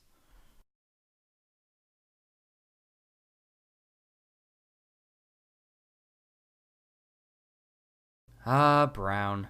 Such a sickening color. Like the Cleveland Browns, a team so terrible that they are without a doubt the best at being the worst. A quick history of this tortured franchise. Playing Cleveland for decades on end, then this jerk known as Art Modell, remember him? Well, the law he was named after in our previous episode about the Crew, it was basically because he, overnight, announced the team's relocation out of nowhere. And with another month of football left, the team still had home games to play in Cleveland. And the crowd was angry. Oh, and don't forget about all those controversies that the team has had. You know, Bottlegate, having players making idiotic choices almost non-stop. That is the story of this team. The perfect blend of bad player decisions, bad trading, poor coaching, terrible management, and oblivious ownership. With all this, it's no wonder they've struggled so much. Since their second iteration, only one playoff appearance, and they lost it, and an 0-16 record in 2017. Great. Things have gotten slightly better, but when the team has had only one playoff appearance in its second iteration, it makes you wonder what is going through the owner's head. There's got to be some hope somewhere, and there is. The current team with Baker Mayfield and OBJ, they could make some serious noise for once. There is actual hope in Cleveland. Who am I kidding? It's gonna end in failure, isn't it?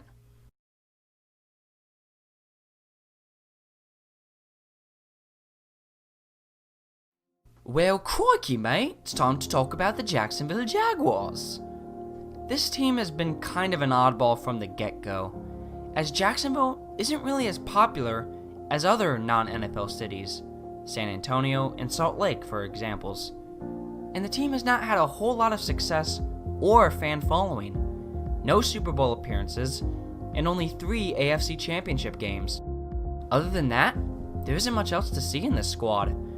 However, there is one thing that distincts themselves from every other NFL team or sports team in general, and that is London. That's right, London as in the United Kingdom and Great Britain. Now you may be wondering, what on earth does London have to do with football in Florida? Well, every year the NFL usually has 1 or 2 games in the United Kingdom, specifically London's Wembley Stadium. It was an incentive by the NFL to get the United Kingdom interested in American football. Interested? More like world domination, I'd say. I'm not joking. If they could control a worldwide football league, I bet they would be all for it. The connection between the Jags and London is, when those London games occur, the Jaguars are usually playing in them. Jacksonville has played in several of these London games, and with the NFL eyeing a potential European team, or if they're crazy enough, a European league, it makes the Jags look like the first and best choice. They even have a UK Instagram for all of the British fans. As of right now, they are guaranteed to be staying in Jacksonville for some time, but the concerns are starting to arise. It will be interesting to see going forward, or else Jacksonville might have to say tally-ho to their team. And this also adds another question. What about the logistics? Think about it. Players in that same division will have to fly to London at least once per season, maybe even more. Imagine the jet lag, the costs of travel, and more. The NFL could afford this, but we all know they will not throw a team across the pond unless it passes their gold standard. And that standard being profitable and help spread American football to a global conquering, global influence.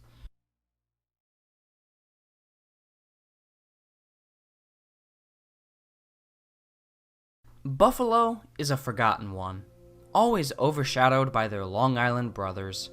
The Bills team, along with their fans, and mostly everything about the team and city, is old-fashioned. The stadium isn't very modern. The team has a more college student section kind of fan base. And if you are a table, then I'm sorry for you.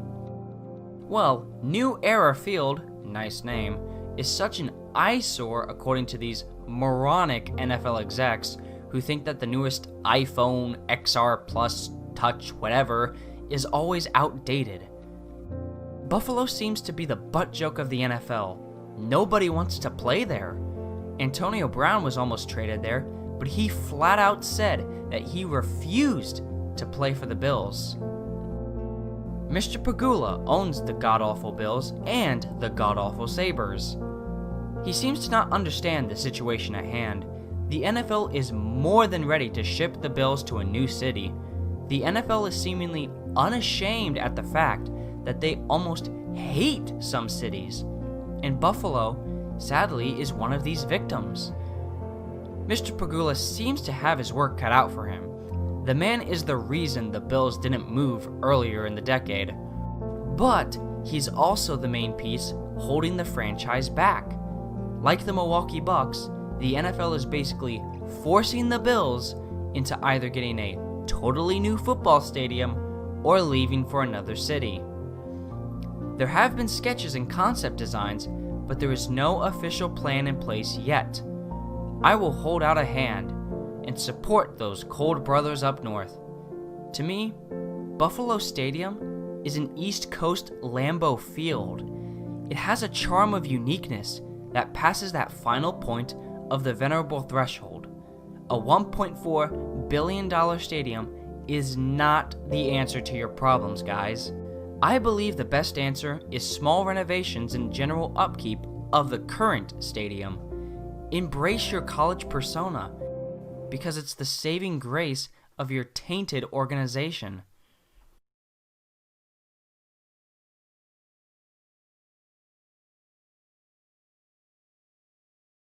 San Francisco, California's Portland, and I don't mean it in a good way.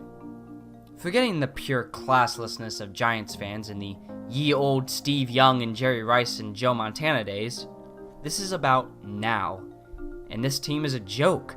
But if you want to know the best time of this collapse, it would be the 2013 NFC Championship game against the Seattle Seahawks, better known as the game where "Don't you ever talk about me." That game was the beginning of this tragic downfall. The 49ers went into the 2013 season seeking revenge after losing in the Super Bowl the year prior, a comeback that fell just short and needed to be avenged. Well, that was the beginning of the nosedive, from almost Super Bowl champions to a pathetic tanking display. Now here's the issue with the 49ers, like seemingly everyone here: stadium issues. They currently play in Levi's Stadium. At first glance, it looks pretty cool. But here's one issue: this thing called the sun. There is zero shade anywhere. And contrary to popular belief, California is not 365 days of sunny and 70 degrees. It can get hot, like really hot. And not having shade can kind of suck. Oh, and you won't be able to access any sort of social media for posting your ugly selfies because the Wi-Fi has almost no coverage in the area. I'm guessing they run on Sprint. The other issue is, they don't even play in San Francisco anymore. They play in Santa Clara, which is an entirely different county from San Francisco. Levi's Stadium is only 9 miles away from downtown San Jose, while downtown San Francisco is over an hour by car from that stadium. And people, they are already realizing that this whole ordeal was a mistake. It's at a point where I would not be surprised to see them in a new stadium within 2035. That sounds like a far way a ways, but that's just 16 years from now. Who knows?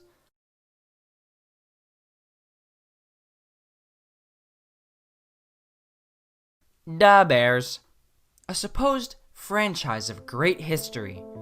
In recent years, it's better known for being crap. They were so consistent at being bad, it was about as commonplace as Cody Parker's missed field goals. But more to the point, the two things with the Bears are the stadium they are currently in and the matriarch ownership of the McCaskies. First off, the home turf. Soldier Field is without a doubt one of the greatest historical landmarks in American sports. That is, until the latest renovation. The old Soldier Field was completely scrapped, completely removed, and I can assume an extraterrestrial spacecraft landed there because, oh my god, what in the name of football is that? A hideous looking stadium sitting on top of a tribute to America's men and women that sacrificed their lives for our freedom. If they built the stadium on its own, no big deal, but with the Soldier Field architecture, it looks weird and out of place. This leads us to number 2, the McCaskies. The matriarch of this franchise has had an intense grip of power and she refuses to let go. However, she is not our main suspect. It's the other McCaskies. They do not seem to grasp how to run a franchise. Actually, they just seem eager to switch things up when the slightest thing goes wrong. That's not exactly a sign of confidence, and if this keeps up, expect the Bears to struggle for years to come, even with successful seasons here and there. As for your future, it looks about as ugly as your Area 51 inspired home grounds. Oh, and Trubisky is not going to save you. And I want to finish this piece off with a rather sad reality for Chicago fans. Blackhawks, they're not good anymore. The Cubs, they're starting to fall down. The Bulls, Derrick Rose is gone, so Bears are your best hope. And that's horrifying.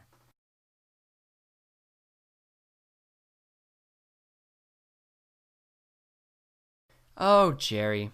Sometimes I wonder when you'll take off your headphones and realize what you're doing. Oh, but that's right. Your ego is about as big as your stadium. The so-called America's team is run by this sad sack known as Jerry Jones. The Dallas Cowboys are definitely popular. There's no doubt about it.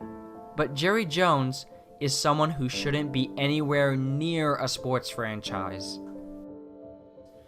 Mainly because he has an ego that rivals Texas itself. The dude is just... where do you even begin? Well, let's start with the stadium. Despite the many amenities and the world-class attention to detail, I can't help but look at the outside and think it's some sort of cyber center for future football technology. But the issue here is Jones. A man with a net worth of almost $7 billion went for the public money route. But that isn't even his worst offense. It's the fact that he is really the leader of the NFL. Roger Goodell is not the true head honcho of the league. Jerry Jones is. Every major action in the past 20 years by the NFL has had his fingerprints all over it. Relocations? He was one of the leaders behind them. New deals and agreements? Jerry Jones as well. This man is a textbook definition of supreme overlord. The problem is, Roger Goodell technically owns that title, and Jerry wants it. His answer? A bloodless coup. Now, we all remember when Jerry Jones openly came out saying, "I'm gonna try to get Roger Goodell out of here." But, because this is Jerry Jones, he has to tell every single person, every single news agency, everyone in the world about it. He tried to start this revolution against Goodell, and he failed with pure humiliation. And we haven't even scratched the surface on this guy. His entire tenure as the Cowboys owner is nothing but pure embarrassment. He is not only the owner, but also the GM of the team. And he made some pretty bad decisions in his past, and even now in the present, they have hindered his own franchise from achieving glory. Perhaps that is for the better, though.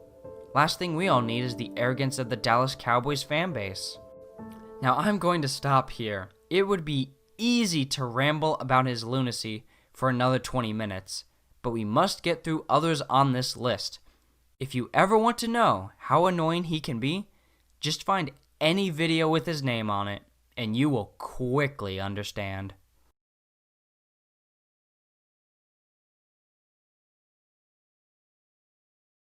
And for our final story today, we will be looking at a team that is always finding itself in the spotlight, the Washington Redskins. Yes, we all know about the controversy about the Redskins slur team name, and we will get to that in a second. But first, let's look at the owner, Dan Snyder. He must be a part-time comedian because all his actions are so pathetic that it's just laughable. Everything is something that can be profited off of, and the talent on the field is the same. Chuck money at everyone and everything. And here's another fun fact, he's trying to get a new stadium built off of the old RFK, where the MLS DC team played, and trying to get this nice, shiny new complex just like everybody else. But apparently, they're not going to allow that. There are certain groups who will not let Dan Snyder move this team onto the actual DC land. And why is that?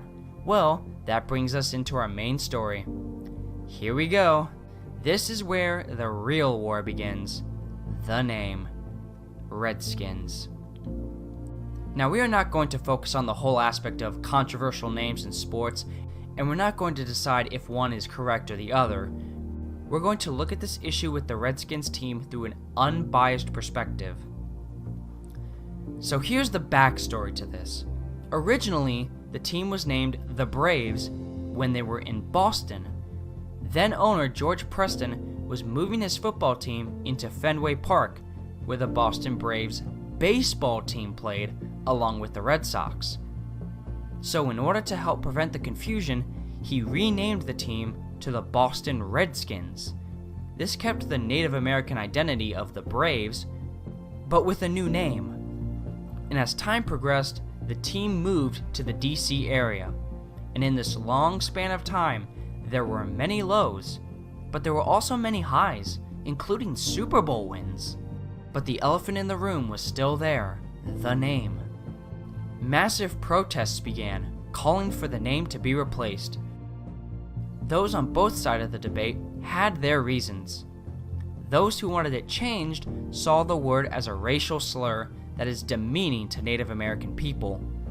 Those who wanted the name kept saw the word as a symbol of pride and empowerment for those same Native people. In the end, though, it was nothing more than people trying to desperately push personal narratives and agendas. During this whole issue, Snyder did almost nothing, which is kind of a smart thing to do. You don't want to throw yourself into the crossfires of a nationwide controversy. Oh, wait, no, never mind, he did. Never, in all caps, is what he said. He will never change the name. But the problem with this level of stupidity is that he uses it for all other aspects of the team, meaning that the franchise will continue to be disastrous and ruinous for almost anything that Snyder's hands touch. Many advocacy groups will not allow this project to take off unless Snyder changes the name. No developments have been finalized yet, so this would be the equivalent of point F on the venerable threshold. And I will finish off this story with this statement. People are too busy focusing on the name when they really should be focusing on Dan Snyder. Yes, you may have your own personal opinion about the name, but if you want any chance of that being changed, Dan Snyder needs to go. Even if you like the name, Dan Snyder leaving will make everyone happier with the fan base. So maybe we could all come together just for this one time. Try to find someone who's willing to treat the Redskins franchise right.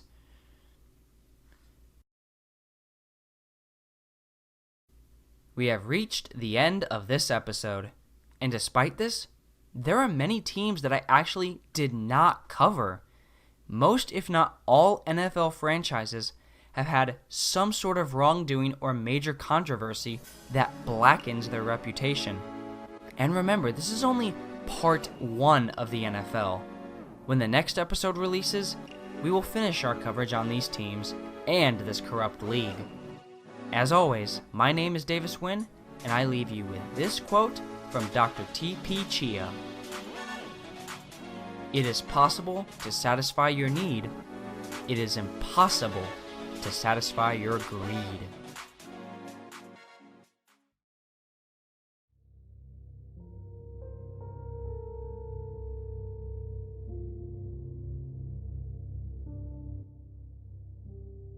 Davis Wynn here, and welcome to the 5th episode on League of Liars. Today, we will be continuing where we left off with the NFL. But before we start, some context first. In the baseball episode, we covered 8 teams. In hockey, we covered 7. For the hybrid NBA and MLS, we also covered 8 franchises. On the first NFL episode, we covered 9 teams. But this episode is different. Today, we will only be covering 3 teams. Only 3. But these 3 sports franchises are the worst sinners, the most evil of franchise business, the lowest class, and little remorse is even shown. So let's get into it, and we start with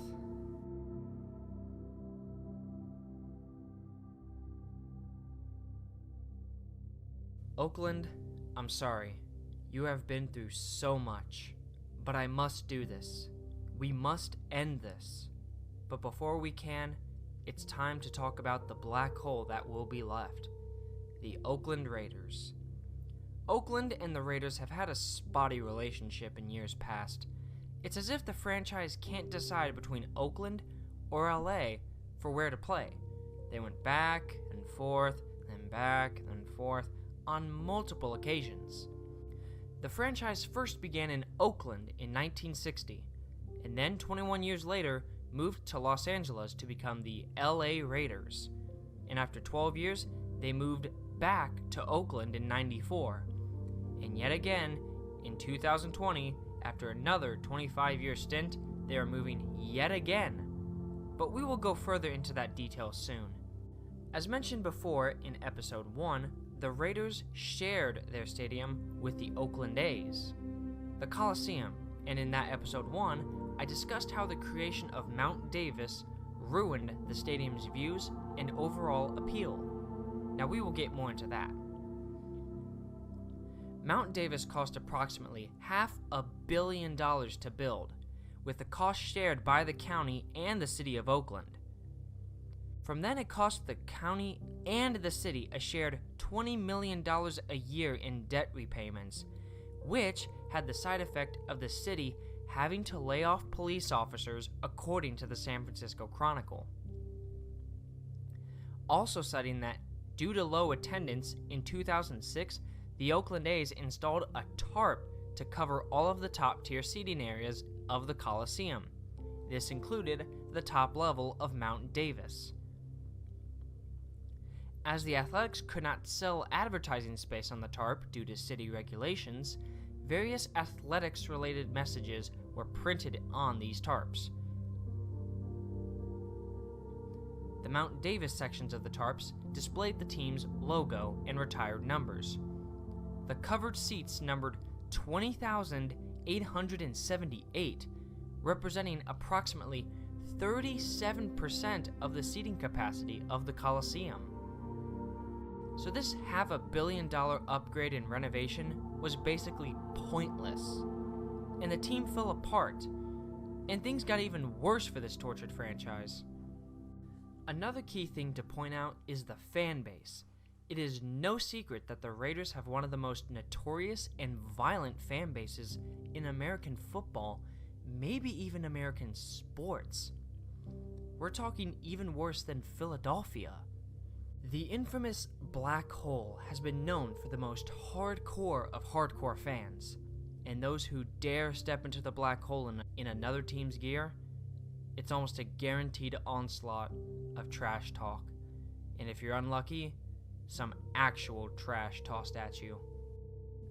Now, this is not an intention to jab on the Raider faithful. They are extremely passionate about the silver and black. But there is a line that the Black Hole group sometimes crosses, but it is important to establish that many fans are sensible and do not intend to harm others. Now on to the main part of our story. Like the A's, the Raiders were trying to get a new stadium solution. Oakland, a city struggling with enough issues already, did not have much to offer in terms of public financing support, which is always a bad sign in the NFL. It is also important to know that the current owner, Al Davis, has a net worth of $500 million. He was not going to take a stadium plan unless the city was willing to purge its financial stability. While obviously that was not his intention, But everyone knew whoever was foolish enough to bite would be in for nasty consequences later. And we will discuss this further in a bit. Oakland tried to put up a reasonable offer, but if there's one thing the NFL doesn't care about, it's loyalty. As relocations began, there was a plan created by both the Raiders and our next team, the Chargers. A move for both teams to relocate to LA in the suburb of Carson. The stadium would be shared by both franchises, but the plan failed. A different plan won out, and we will get into that story at the end. So, the Raiders, the team LA actually wanted the most, wasn't going there. So in a rush, the Oakland's owner Mark Davis tried to find a potential city willing to give the Raiders a shot. Possible cities rumored were San Antonio, Las Vegas, and even other smaller cities were being considered. It really was a matter of which city was willing to risk a financial collapse to wear the honor of city home to the Raiders, one of the worst teams in the NFL. And one city decided to take that insane risk: Las Vegas, Nevada. Bending over backwards to please the NFL and all of the corporate execs.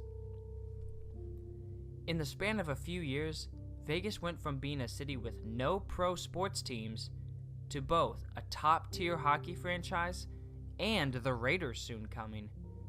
So what was the toll for this? Well, a new stadium for the Raiders is obvious, but what will the stadium be like? Oh, it's like a freaking palace. Sure, it is beautiful, but at least in my opinion, the Raiders thrived off the old school mentality, similar to the Buffalo Bills. The stadium was old and it was kind of its benefit, but now they will be in a giant shrine to the sporting world, which will almost certainly outprice the common man. It's likely this will happen because reports say the total construction cost for the named Allegiant Stadium will be around $1.85 billion. With this in mind, the relocation process was quick, as 31 of the 32 franchises approved of the relocation. So knowing how this all goes by now, we can all but know that Vegas and Nevada were willing to shell out millions of future tax dollars to lure this ship to the murky waters of Vegas. It turns out that the public cost for the whole project is estimated at $750 million. And here's the fun fact. Apparently Las Vegas is having a teacher dispute. They can't provide teachers with a suitable wage. They're having employee shortages. But somehow they can pay for this new stadium. In the end, both Oakland and Las Vegas are losing. Oakland loses their beloved franchise, and Vegas is going to lose their financial stability. Thus, the Oakland tragedy is complete.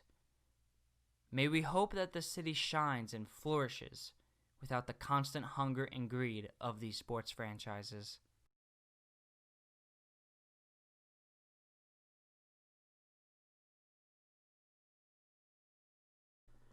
We begin in a city located 20 miles from the border with Mexico, San Diego. A city with a beautiful melting pot of different cultures and interests. One of those cultures is their love for sports. The team we will talk about is none other than the Chargers. Originally, this team began its roots in Los Angeles in 1960.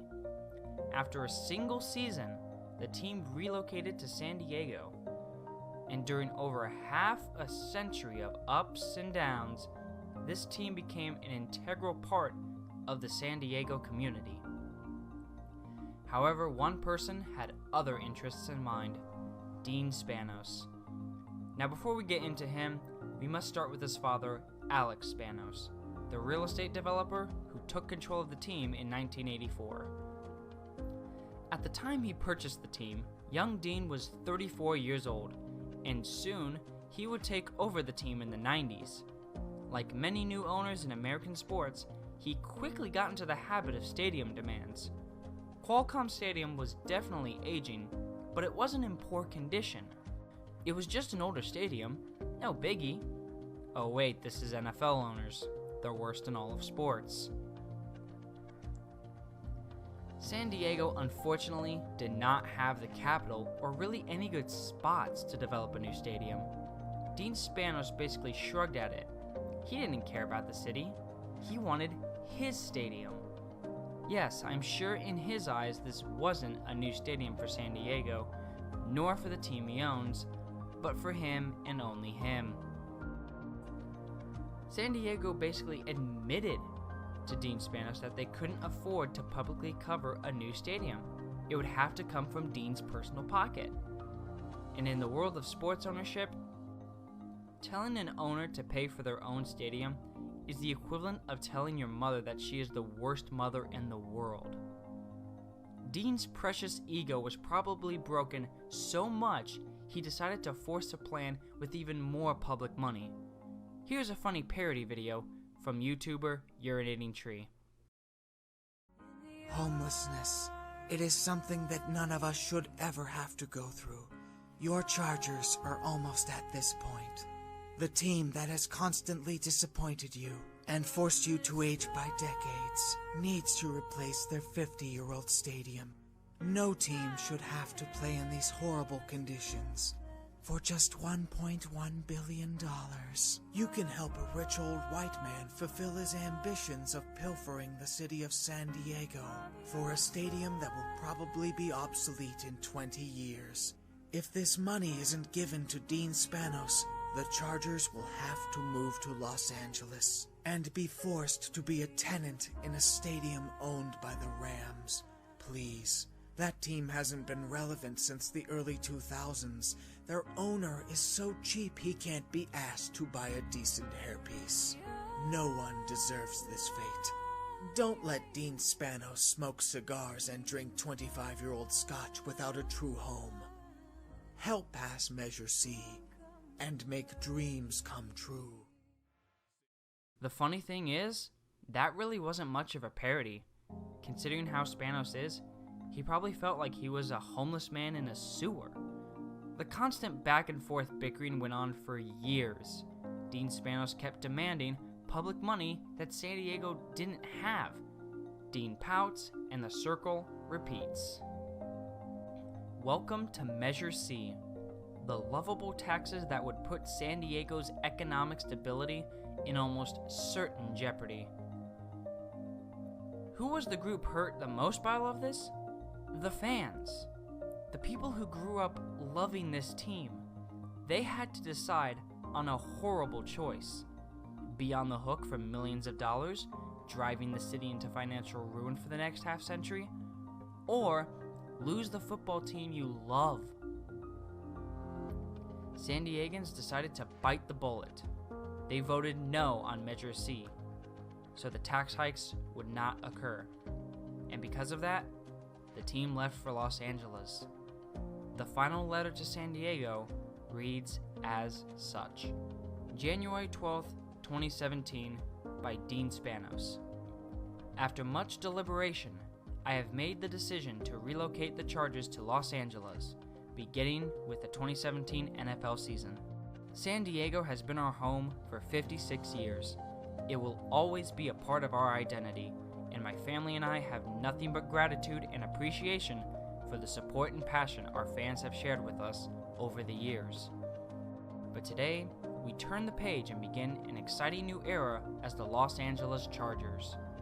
LA is a remarkable place, and while we played our first season there in 1960 and have had fans there ever since, our entire organization knows that we have a tremendous amount of work to do.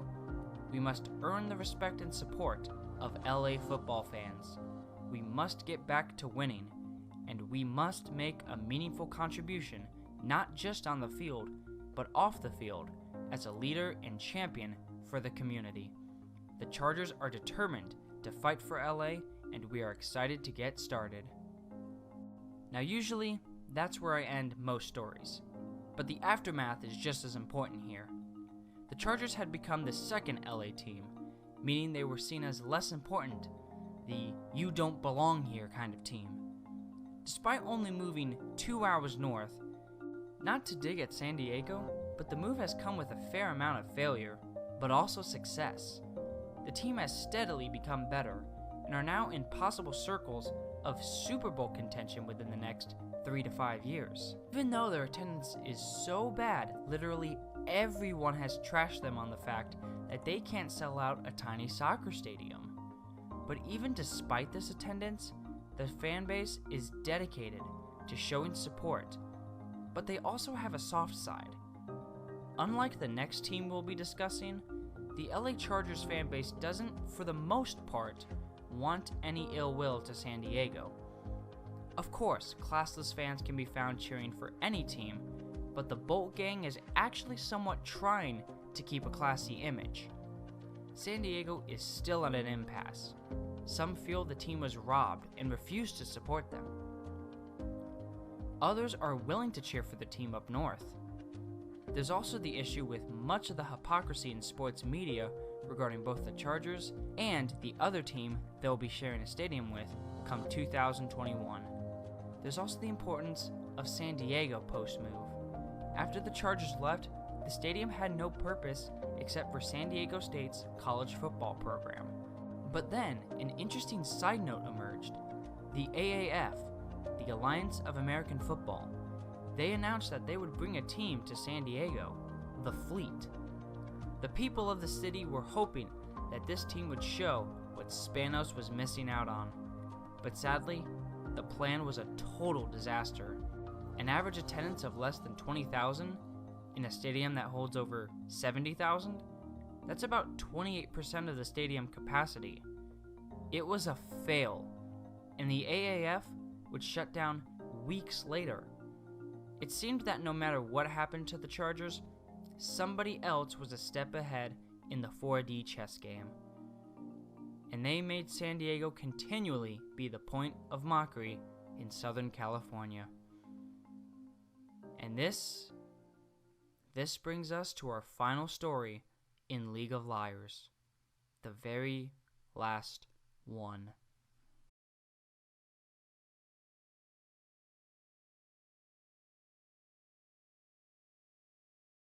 For some basic context before we get into this final piece, the biggest, most despicable, and most difficult to watch of all the teams we've covered, I had to remove all of my bias into this, because this story affects me on a personal level.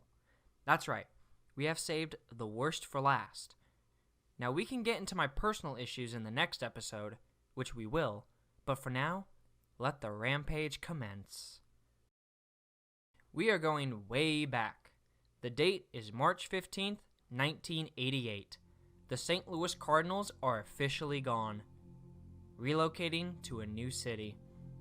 Now you may be confused by this. The St. Louis Cardinals? You mean the baseball team? Nope.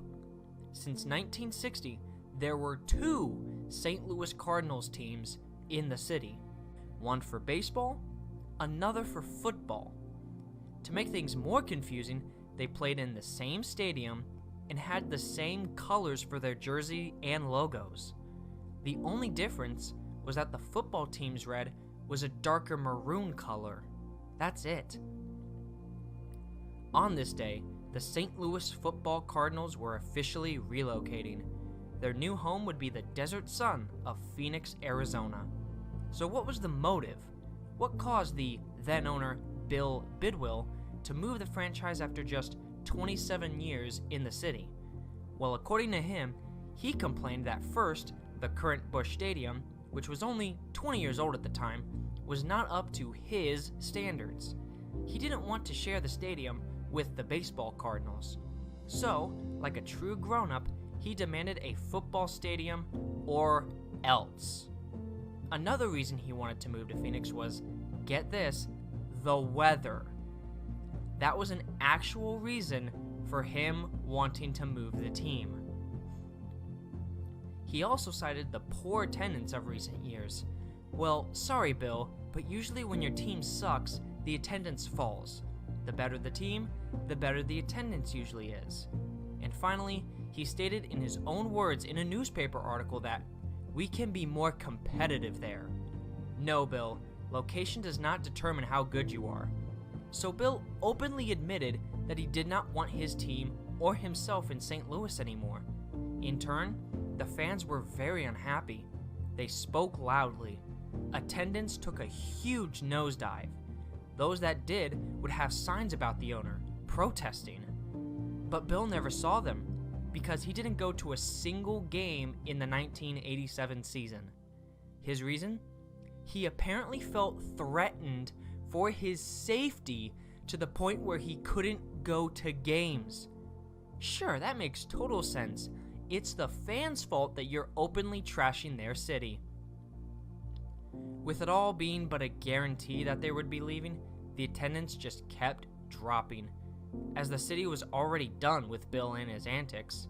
Bill, being Bill, used this as another reason to leave. Look, they don't care about the team because I told them I don't care about them. How rude! Thus, the team was gone. St. Louis was left with anger and sadness.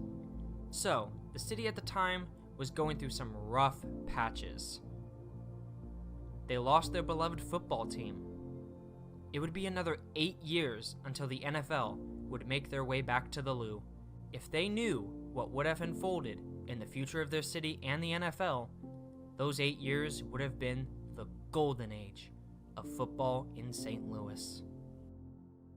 The next arc brings us to the early 90s in Los Angeles.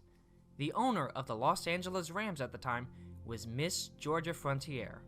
She inherited the franchise after her husband's unfortunate death, being only the second woman to own an NFL franchise in the league's history.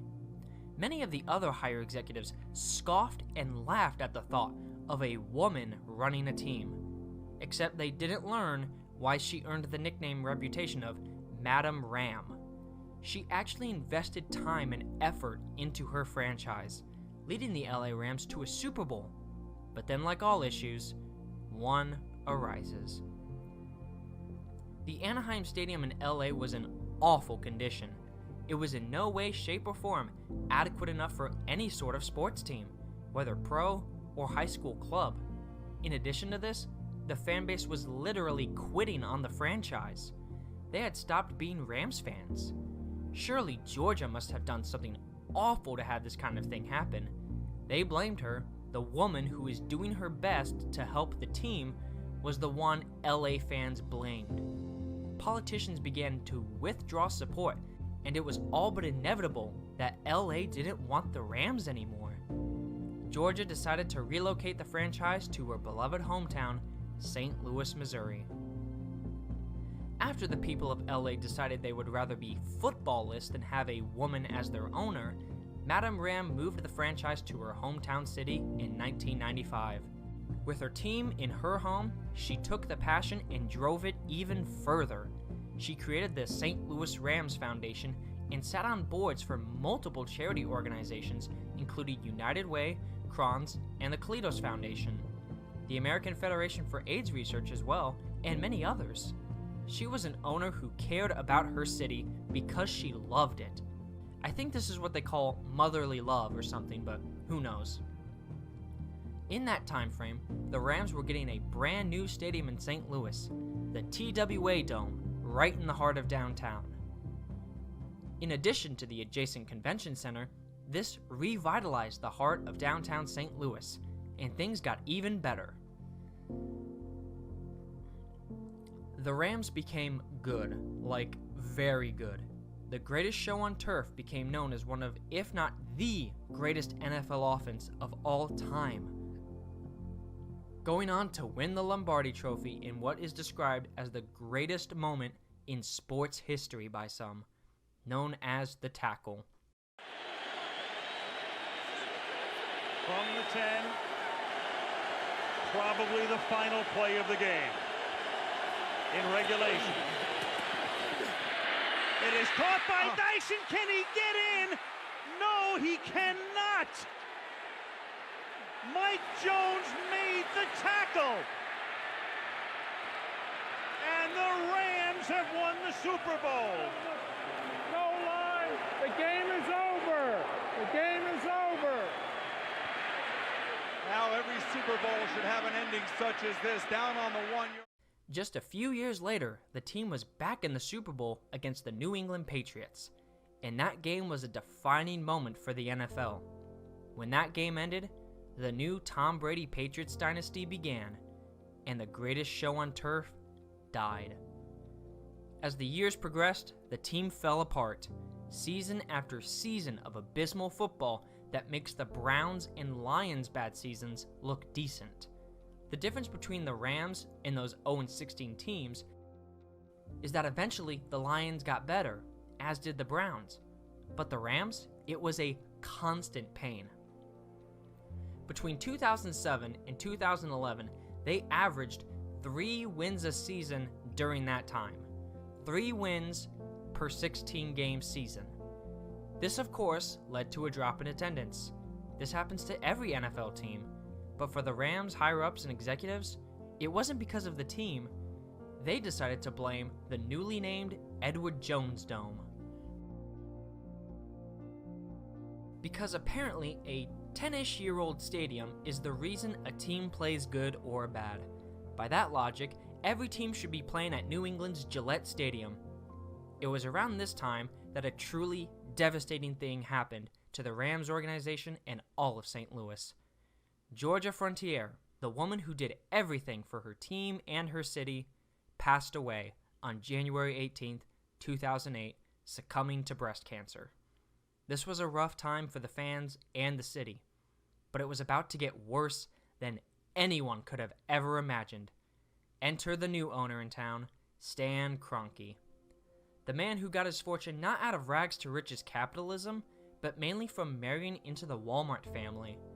He decided to take advantage of the fact that George's passing meant he could gain sole autonomy and control of the franchise. And thus, he did. Stan Kroenke became the head owner of the St. Louis Rams, and we are just getting started. The Edward Jones Dome, the stadium loved by Rams fans. Sure, it wasn't the prettiest or the most high-tech, but it was their home for football, and the fans took pride in their dome. The rest of the NFL and media decided, for whatever reason, to openly bash the stadium, despite it being well kept up and not in a complete state of disrepair. Someone had to be the punching bag, and the Edward Jones Dome was sadly that target.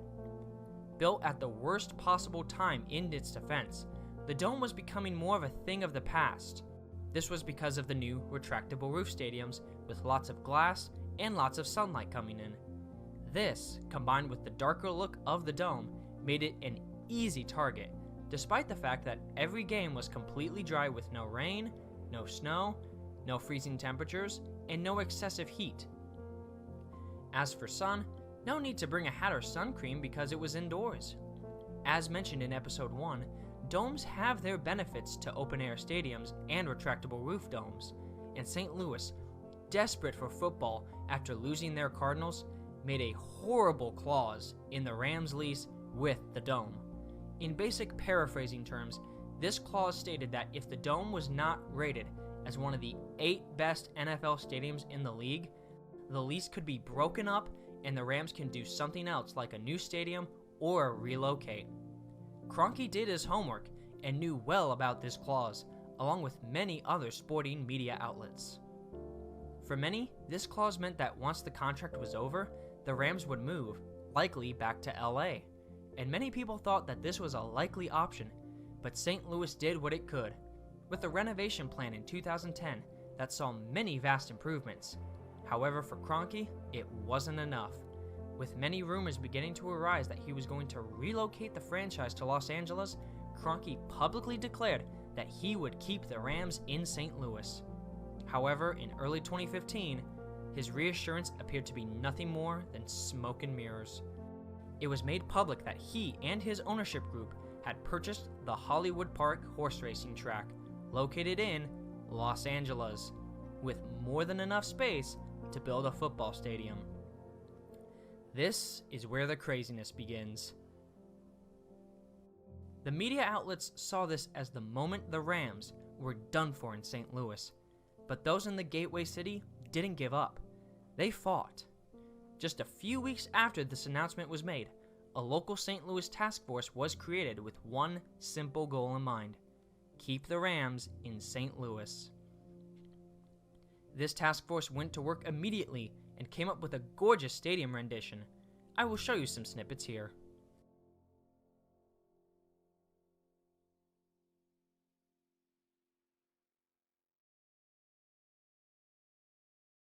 This is National Car Rental Field, a stadium with a god-awful name, but a stunning look. However, there were 3 problems that they encountered with this plan. Number 1, the stadium was located right along the Mississippi riverfront, and considering the river has a tendency to flood once every few years, people were worried that this would be a dangerous place to put a stadium, or that it would deteriorate more quickly. Number 2, the atmosphere. Sure, the new stadium was a spectacular sight and could have been a staple of the riverfront in St. Louis, but the dome was a classic gem for many people. It was not as fancy as this new stadium, but we as humans resist new changes and like to stick with the old-fashioned. 3, and most importantly, money. Simply put, there was not enough money for any sort of public contribution to the stadium. If St. Louis put a large sum of the total cost in public funds, the city would be wrecked, and the problems that the city is already facing would escalate severely. This stadium would only be a viable success if it was fully paid for by Kroenke and private donors. But he was the man who made it clear he no longer wanted the Rams to be in St. Louis. Things looked grim. But despite this, people still went to games that year. During this time, the Rams fan base grew, but not in St. Louis. A movement for the LA Rams, the same people who gave up on the Rams over 20 years ago, suddenly loved them and wanted to bring them back home. Even though the franchise originally began in Cleveland back in 1936. Kroenke and his ownership group cited the poor attendance of St. Louis as a reason for the relocation, and we'll get to that later, and how they truly didn't belong in St. Louis. And in true LA fashion, multiple instances of Georgia Frontier being slandered and openly mocked and made fun of. It's easy to go in and single out bad apples and try to define them as the entire fan base. No matter where you go, there will always be classless fans on every team.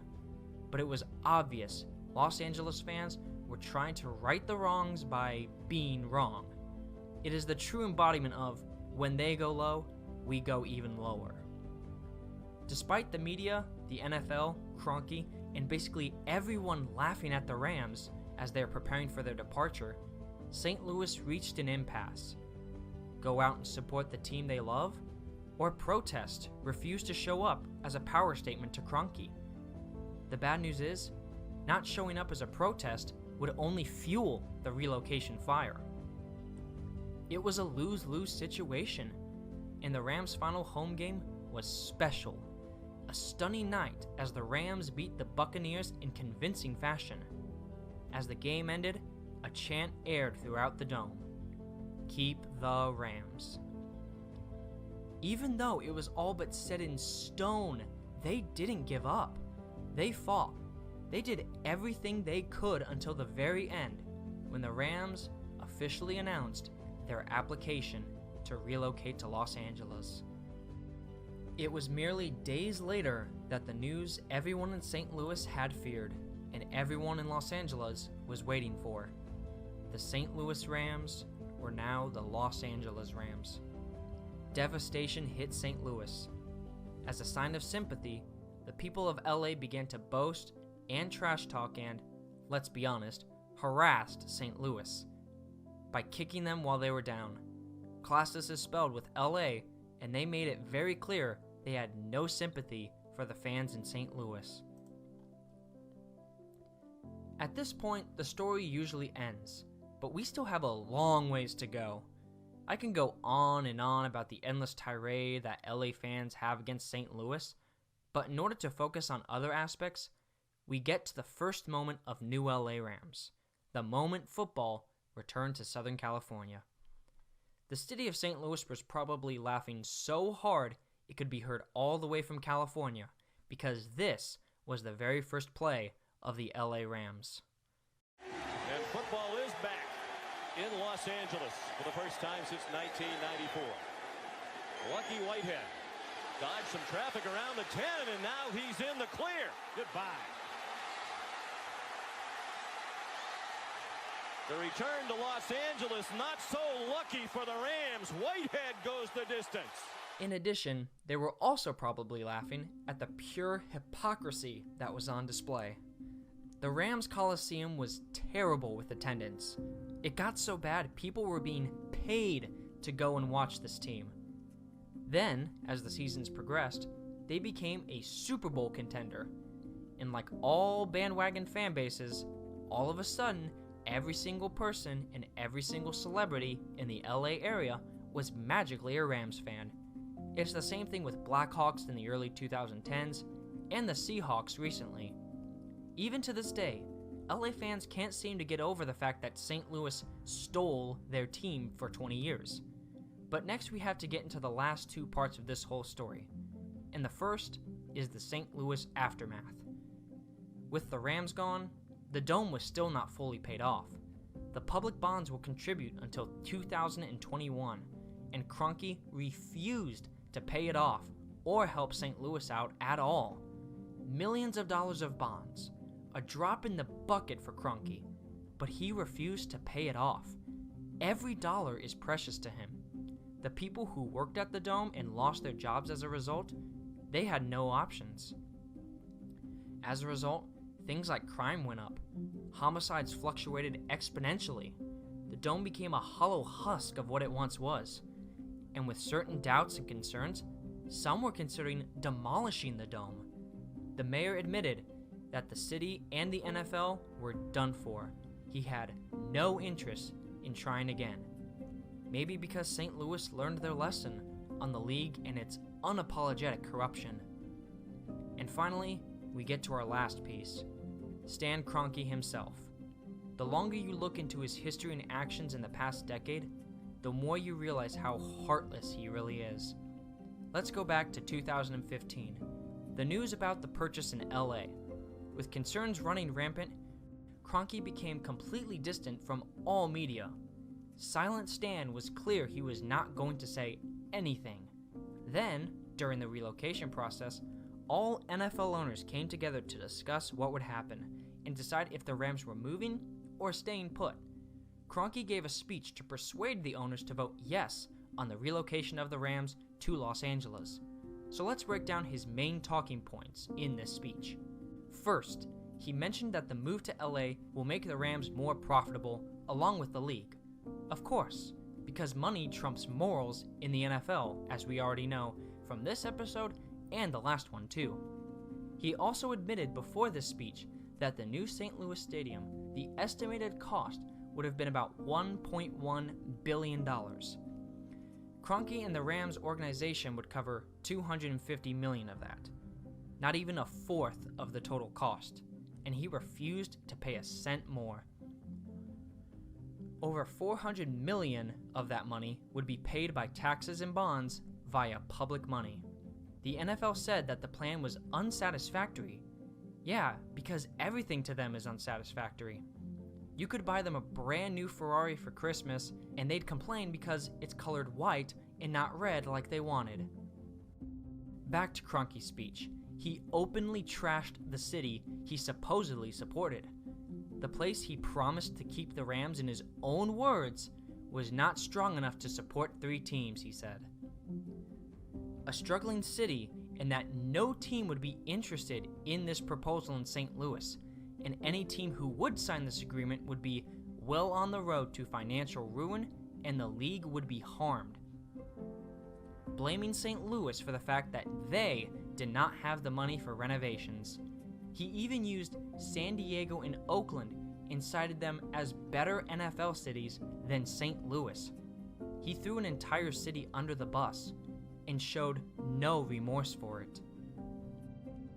To dig the knife even deeper, the new LA Stadium, which consists of the stadium, an NFL headquarters center, retail space, and commercial buildings, a hotel, residential units, and park space, with a total cost of nearly $5 billion. Even worse, the entire project, every nook and cranny on this project would be privately funded. Not a single cent of public money from LA taxpayers. It shows just how biased Kroenke was, and only would have stayed in St. Louis if he was given everything for free, which literally would have made St. Louis and its financial stability collapse. Not only that, we have more. In addition to that, Kroenke's new palace will host the 56th Super Bowl in February 2020. It'll also hold the 2023 College Football National Championship. It's possible it'll also host a location for the 2026 World Cup. And worst of all, it'll be the opening and closing ceremony site for the 2028 Olympics. The man who threatened the city of St. Louis for millions will be regarded as a hero on a worldwide stage. He is just a top hat and a twirly mustache away from being a classic Bond villain. Kroenke has had a notoriety streak in sports. In addition to the Rams franchise, he owns the Colorado Rapids MLS team, the Colorado Mammoth lacrosse team, the Los Angeles Gladiators, which is an esports team, and Arsenal FC of the Premier League. And fans of every franchise do share one thing besides an owner: their hatred for their owner. Arsenal fans loathe Kroenke along with the other franchises, and we still aren't done. We haven't even reached the best part, and that's this. The worst part about everything. Not too long ago, a few years, Kroenke desired to purchase a large ranch in Texas. The price of this land was a whopping $725 million and covered over 500,000 acres, which is over half the size of Rhode Island. Unfortunately, when he acquired this land, he learned that there were some settled homeowners on it. These homeowners were all settled around a small lake. These residents were mostly retired or disabled people who relied on Social Security and disability checks just to get by. Stan decided he wanted these people off his new property, and immediately. He used the powers of eminent domain to forcefully remove these people from their longtime homes. And it led to desperation among some, and it culminated in Rick Ellis, one of those landowners, committing suicide. In his note, the first line read, "Stan, you took my home." It doesn't matter what circumstances there are. When people drive others to suicide, they are murderers, and there is zero justification for this. But even worse, nothing will happen or change. Nothing happened to Kroenke. There are some LA fans who, and keep in mind, I'm being factual and unbiased with this, they firmly believe that this suicide story is nothing more than St. Louis propaganda. From the research I have gathered, it seems that many LA fans see any bad thing about their team or city as propaganda from St. Louis. And I'm sure anything bad about St. Louis is 1000% accurate. I will finish off this story with a personal take from me. LA has lost. In an effort to bring the NFL back, they put almost 15 cities into a desperation move to make stadium deals in order to keep their team. If a team reached a disagreement with the city, the trump card was, give us what we want or we're going to LA. And the two losers were St. Louis and San Diego. But LA still loses. They are playing into Kroenke's hand. He is a villain. Deadspin writer Drew Magary said it best. But I know better. I know the bad guys win. I know that Kroenke will get his megaplex and his billions of dollars and his endless, gushing revenue streams. I know he'll be lighting hand-rolled Cubans with flaming gold ingots while the rest of us are swept away by the rising seas. And I haven't even covered everything. Everything he touches, he ruins. And I could easily give an entire episode just for him. But we must finish this. But despite this, St. Louis made the right choice. They are winning. With the recent St. Louis Blues Stanley Cup and the Cardinals always being a part of that city, St. Louis is beginning to thrive, while Los Angeles has a skyrocketing homeless population and gang crime on the rise, including drug epidemics going on. And with the XFL St. Louis Battlehawks coming soon, the good kind of football might be back in the loo. San Diego, as much as it was heartbreaking to lose the Chargers, it was the best choice for you. Oakland is in a lowest of low, but that means that the door to the highest of high is now open, and who knows where that may lead them. Los Angeles, by ruining the Rams, Chargers, Raiders, and other cities, and the NFL, it is clear that in a league of liars, Kroenke, along with your city, have lied. But despite the sins that have been committed, nothing will be done. Or at least nothing was done until now. As we conclude this episode, I have one last personal message that should be clear from all previous episodes. We have a serious problem in America that nobody knows about, and those that do know don't seem to care. Sports owners are to a point where they have more influence and power over our society than many of our politicians and government officials. We will cover more of this in our next and final episode. My name is Davis Wynn, and I leave you with this final quote. Virtue cannot be destroyed, while evil inevitably destroys itself.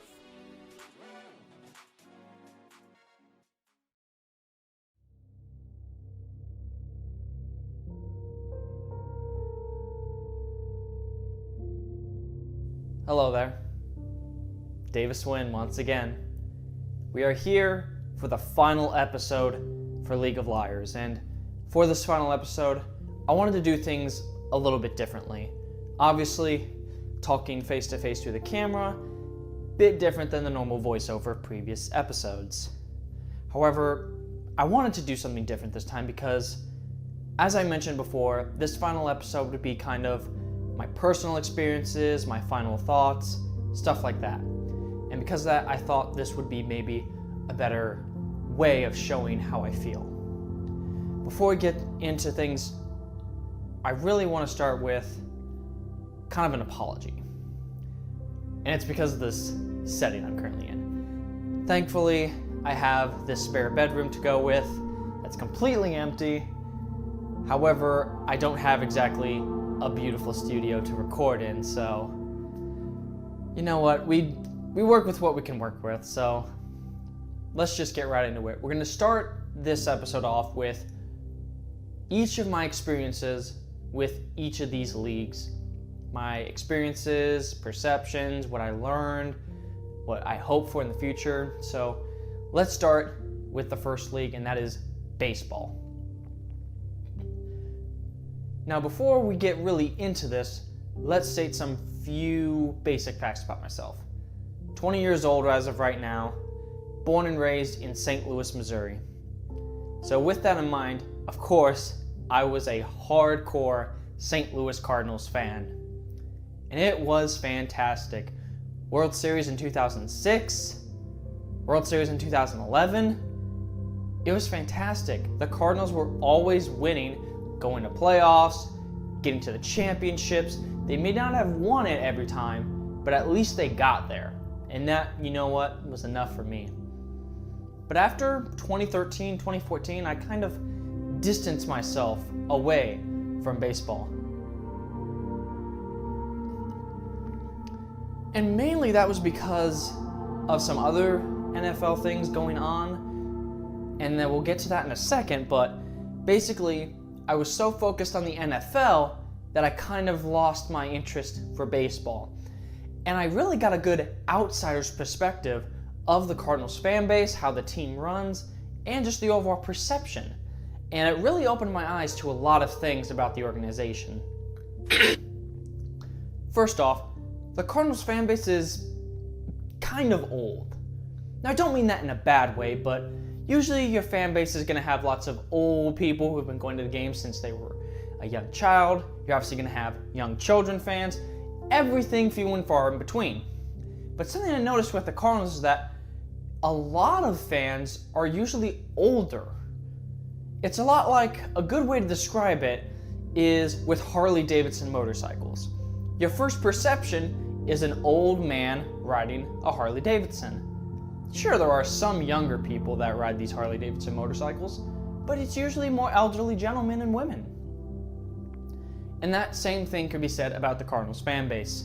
Yes, you have plenty of young, energizing, youthful fans, but most of the fans, from what I noticed and experienced, they're well over the age of 40 and 50. And like I said, there's nothing wrong with this. It's just something odd I noticed from having an outsider's perspective of the Cardinals fan base. The second thing I noticed is that, we are not exactly the most classy fan base, I learned. Don't get me wrong, I'm going to defend St. Louis sports till the day I die. But when there is an obvious wrongdoing, I will call it out and condemn it. And let me tell you something, some Cardinals fans are disgusting and despicable for the actions they may have caused. Now, I'm not going to throw any specific names or any specific instances. I'm just going off my own personal experiences, so keep that in mind. Now, when it comes to the Cardinals, is that usually they try to, what's a good word? Be classy, like try to be like, oh, we're higher up, we're a higher tier baseball club. The Cubs, it took them over 108 years. And that was a big blow to Cardinals fans' egos. The Chicago Cubs. Because really, the biggest joke about them was the fact that, hey, it's been forever since they've won a ring. And then when they finally won a World Series after 100 and bazillion years, their biggest argument against Cubs fans was completely gone. They think, okay, we can't make fun of them about the World Series drought. What do we do? And it basically just turned into just mudslinging. And that is not acceptable in any way, shape, or form. You're supposed to have good sportsmanship. Yes, you can have a little bit of fun, but there's obvious lines that you do not cross. And I guess you could say after a long look of the Cardinals organization, at least from an outsider perspective, one of the sentences that I came up with best was, the Cardinals fan base is basically the Red Sox fan base, except not as racist. That's basically what I came up with. Now, before you guys start going libelous with me on the Boston Red Sox, let's be honest, they've had a notorious history of harassment and racial slurs against opponents. That's just a fact. It's not an opinion. I've seen it, I've heard it, it's all in the news, it's obvious. Now, I'm not saying Boston fans are racist, I'm saying that the Boston Red Sox organization has had a notorious past. I know they've made great improvements to right their wrongs, and I applaud them for it greatly. But you have to understand, that past is their past, and you cannot take that away. Let's get back to the Cardinals, though. The Cardinals went on a bit of a slump. They missed the playoffs for a few seasons, and oh boy, Cardinals fans were livid. It's as if they were kind of bandwagoning. So, here we are now. The Cardinals, once again, still haven't made the playoffs in a while. This season, they might actually make it back. They've got some good promise and potential, which will probably bring those bandwagon fans back into the ring. The real question is, why? Why are some Cardinals fans like this? Who knows? You're going to get bad fans in every single fan base. The question is how many? That's the real question. So, after a solid 5-6 years of looking at the Cardinals fan base from outside, looking in, it's pretty obvious things are not as all happy-go-lucky as they could or should be. But that's one of the good things, that I'm the kind of person who takes a wrong, I say, that is wrong, let's fix it. Sometimes the best way to fix something is from the inside out. So, starting this season, I will follow the Cardinals more attentively, focus on the MLB as a whole more attentively, and hoping that I can be a sort of ambassador to help the Cardinals fan base get less notoriety. I think that would benefit both me Cardinals fans, the Cardinals franchise, and the MLB as a whole. Especially for a sport that seems to be losing its popularity, I think this would be very beneficiary. Let's move on to the second franchise. That is my NBA team, the Toronto Raptors. Now this one is a fun backstory for me to tell. Now obviously growing up in St. Louis, we do not have an NBA franchise. The closest ones would probably be maybe Memphis Grizzlies, maybe Chicago Bulls, but I didn't want to cheer for them. I didn't even know who they were when I was making my decision, and that's the fun part. My decision to who I would cheer for in the NBA started when I was about 6-ish years old. I looked at all the NBA teams and decided, St. Louis doesn't have one. I should cheer for one instead. So, I looked at every single team, and you want to know how I decided? Who had the coolest name?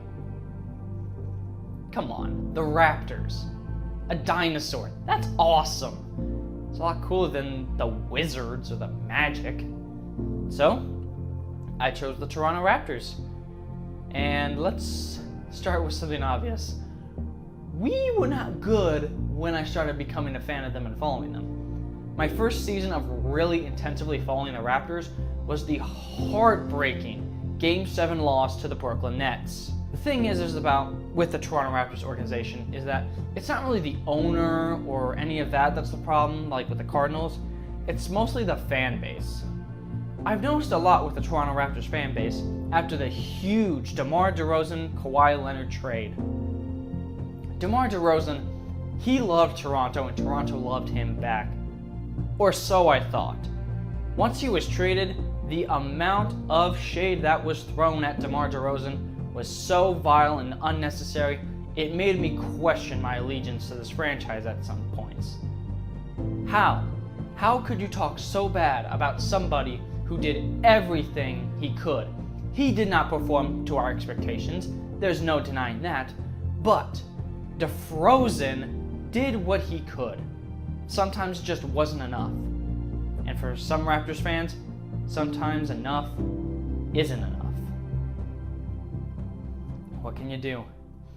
The GM Masai, I'm not a huge fan of him. He seems to be more interested in trading away loyal players for slightly better pieces? Slightly? Now you may be thinking, oh, if you're getting a better player in return, what's the problem? The problem is they're better for certain situations.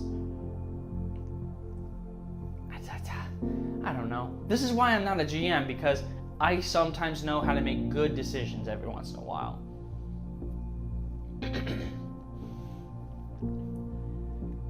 Thankfully, the Raptors haven't had that much negative impact on me. I mean, yeah, a couple of chokes in the playoffs and some pretty bad trades, and the fan base can be a bit, but we've got a bigger fish to catch. Let's go through my NFL story. And then Stan Kroenke openly says that he intended on keeping this team in St. Louis. He fully intended it. People had their doubts, but they were constantly reassured. No worries, we would never abandon St. Louis as an NFL team. Or so we thought. Even though he had said this, rumors were starting to pile up. He had purchased the old Hollywood horse racing track in Inglewood. That's odd. Why would he do that? Oh, now there's even more rumors of relocation. Oh, the NFL is even thinking about relocation. Something's definitely not right here. It's because there wasn't something right there. Stan Kroenke, without telling a soul of the public media, never showing up to any St. Louis Rams games, never supporting the franchise, never putting in an ounce of effort into making them successful. And why not? He was busy, of course. Too busy prepping a relocation. That Inglewood horse racing track, he didn't buy it for the giggles, he didn't buy it for fun. He didn't even buy it to make like a mall or something. He knew what he wanted that mall to become. He wanted that to be the new stadium for the Rams. And it all became obviously clear. 2016 rolls around. The St. Louis Rams officially file for relocation. And that hurt. The moment when you realize the Rams, the franchise that you trusted, you loved, you supported without any shadow of a doubt, you gave them anything and you got nothing in return. And they openly said, "We don't want to be here anymore. We want out of this town." And you have no idea how sick to that stomach that made me feel. To know that everything you had loved and worked for was going to be gone in mere days. I had my suspicions. I knew there was a chance they would move. Around 2014, 2013, I started following the Rams hardcore, the same way I followed the Cardinals, because I'd be watching Cardinals games all the time, but then I realized there's a good chance that move might happen.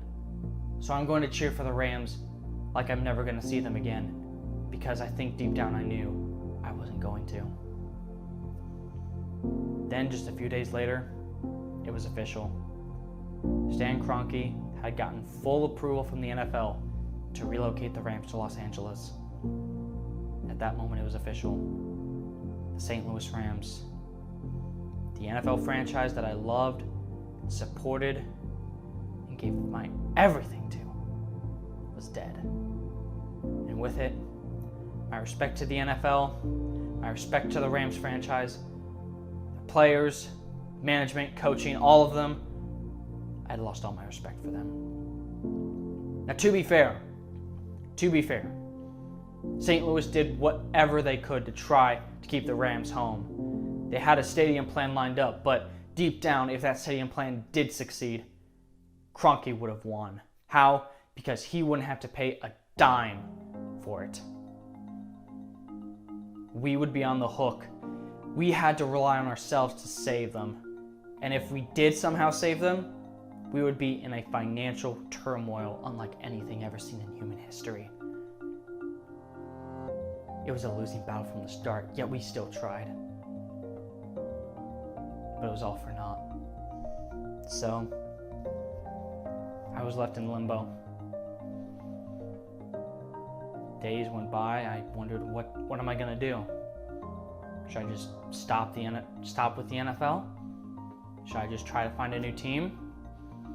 Should I follow it, but just not have a team, kind of like NFL analytics? Well, I did decide to go to a new team, and that's what we're gonna cover next.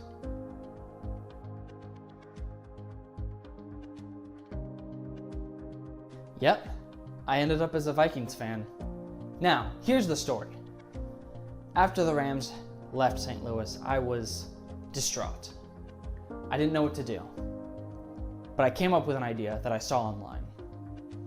There was this one kid who emailed every single NBA franchise asking, "Hey, I don't have a team, why should I cheer for you?" I decided to try that same playbook, and I got responses actually.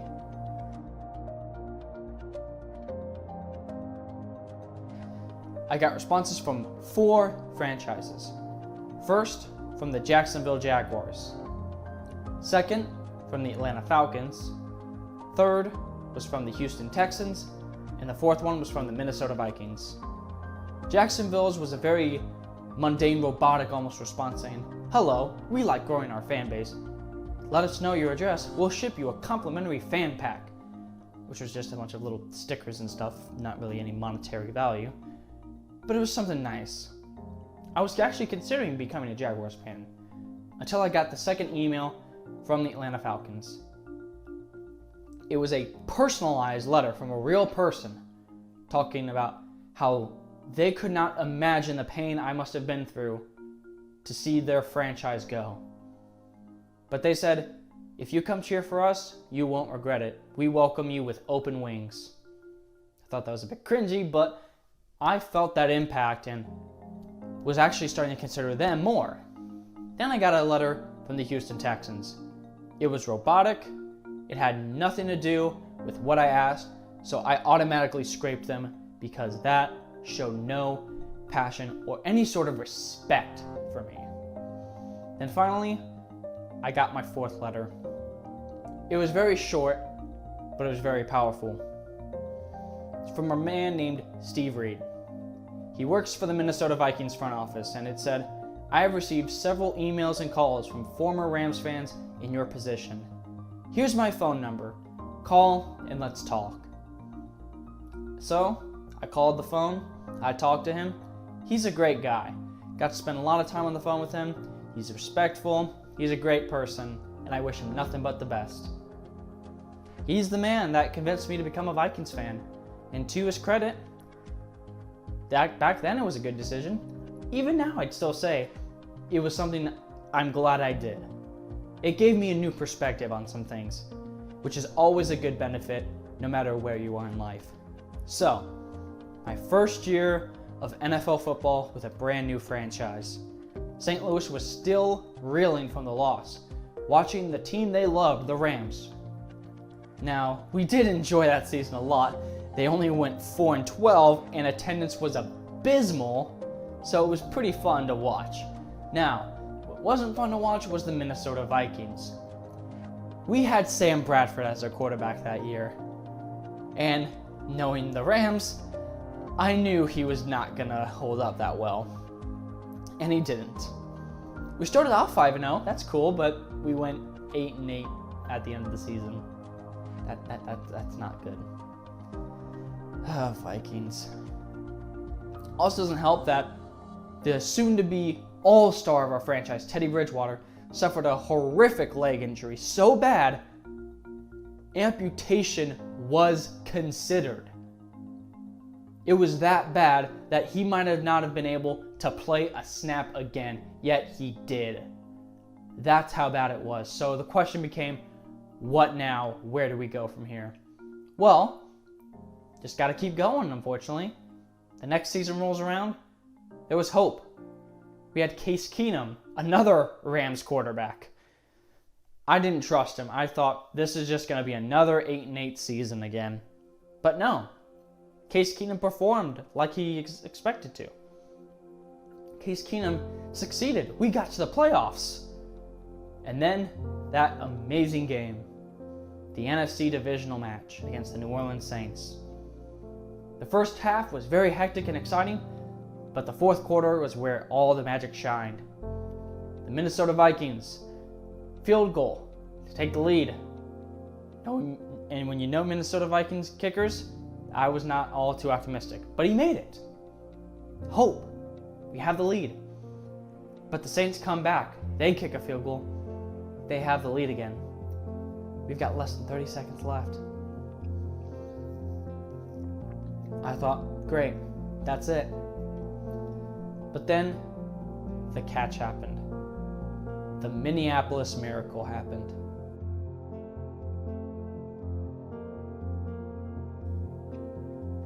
That was one of the greatest moments I had ever witnessed watching the NFL. Pure, unadulterated joy. It was probably the greatest few minutes of my NFL life. Fortunately, next week came around and we just fell apart against the Eagles. Not much you can do, unfortunately. But then the next season rolled around, the 2018 season. That's when I started looking more into this franchise and saw a lot more problems. US Bank Stadium, where we play. Yes, the old Metrodome needed to get replaced. I mean, the roof collapsed. However, as I mentioned in the NFL episode, all that public money, even though the Wilf family could have easily afforded it, no, you still needed us to do it. Couldn't take it out of your own pocket if you could. I thought, okay, I can still be a Vikings fan, of course. I just need to go out and condemn these wrongdoings. Obviously, we shouldn't have done that stadium deal. It was a terrible plan. Oh, that's right. Wilf asked, well, let's not say asked, he threatened to move the Vikings to LA before the Rams did. Yeah, that's not exactly good city relations as we've learned. And after this past season, with Kirk Cousins as our supposed hero, I knew we weren't going to make the playoffs. I knew we weren't. Kirk Cousins is not playoff-worthy quarterback. What a surprise. We didn't. We played the Rams. I was thinking, okay, let's go get some personal revenge. Nope. No, we didn't. And the worst part is watching the Los Angeles Rams, a team that I now despise with every fiber of my being. A team that I will never cheer for under any circumstance, no matter what. I watched them, let's be honest here, cheat their way to a Super Bowl. Now, it's not their fault. The refs made an obviously blatant call. And I know what you're saying. Oh, if the Saints would have won, maybe if they didn't throw an interception. Yes, that's absolutely true. Absolutely true. Once overtime started, that's the Saints' fault. Without a doubt. But what if that play was called? What if that pass interference was called? They're in first and goal. They could score a touchdown. They could kick a field goal. They would win. They would have won that game if that call was made. To call that ref ball is an understatement. And because of that, the LA Rams got to go to a Super Bowl that they didn't deserve to be in. How would that make you feel?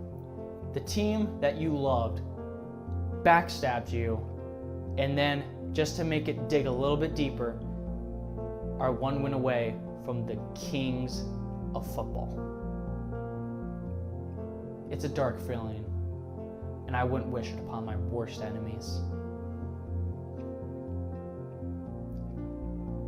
Let's put it into a more relatable perspective. Let's say you have a girlfriend or a boyfriend, and you love them. You've been around for years. And then the thought comes into your mind, when is the proposal going to happen? When am I going to get down on that knee and ask her to marry me? Then you realize right before, just minutes before you're about to do it, she goes up to you and says, I have a confession to make. I don't want to be with you anymore.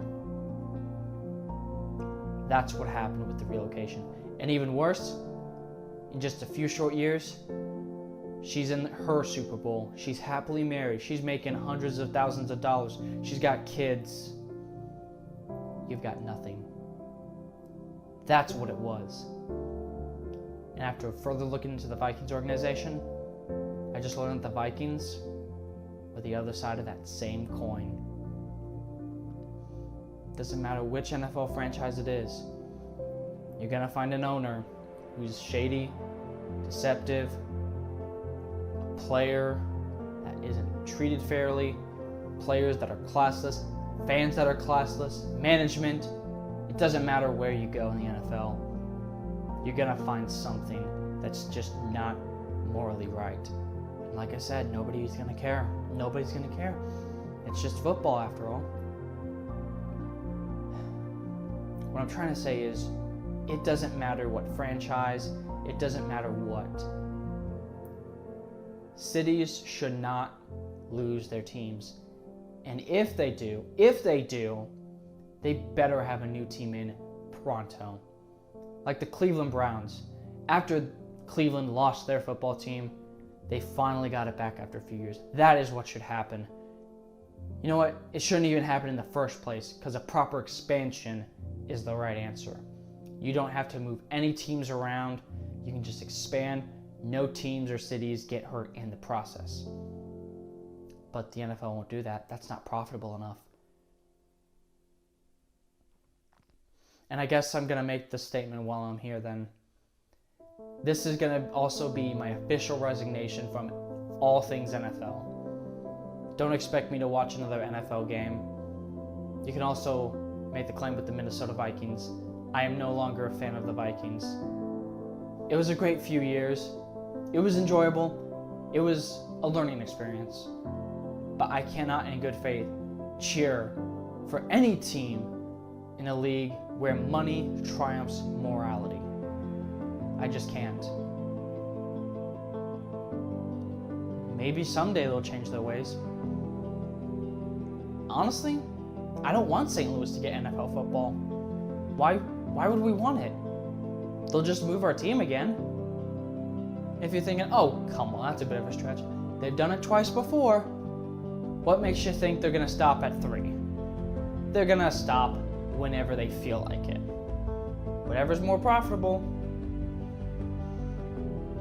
So, let's just recap this. St. Louis completely got screwed over by Kroenke, who, let's not forget, he got someone killed. He screwed over St. Louis, moved the team to LA, and then decided, once they were in LA, to finally start caring and make the team good. Minnesota Vikings. The same coin, just a different side. I don't know how some people can cheer for the NFL after watching everything on here. It's your choice. You're free to make whatever choices you want in life. But you can't really give yourself the high and mighty route when you're allowing all of these injustices to run rampant. And finally, we go to our final segment, hockey. The Blues. The St. Louis Blues. Where do I even begin? I've been following the Blues hardcore now, ever since the Rams. Because the Rams were my hardcore team to follow. Everything Rams I would look at. Now that's what I do with the Blues. I love hockey. Who doesn't? It's an amazing sport. Now, obviously, the Blues have had not the most successful history. Last time we were in the Stanley Cup final, it was 1970. Yeah.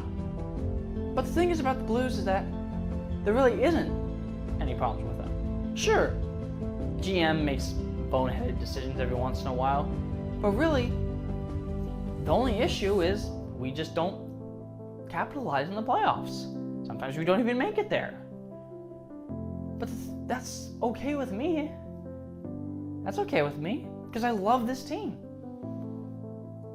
All that love that I gave to the Rams and that Kroenke took, I took that, all that love I dedicated to the Rams, and I gave it to the Blues. Because at least I knew that the Blues, they were dedicated to the city. Kroenke wasn't, but the Blues and Cardinals were. The city banded together and said, you know what, Kroenke, go away. We're fine with the Blues and Cardinals. They may not be as successful in 20 years' time, but at least we will have the moral high ground. And so, that's my experience with them. But now let's focus on some other things, such as what I learned through this project. Without a doubt, the first thing I learned is that how common all these bad practices are. I did not expect it. I thought it was just a few bad apples. But no, it's more common than I would have thought and probably what you would have thought. And some of the levels could be downright severe. Horrible atrocities have been occurred, but people haven't done really anything about it.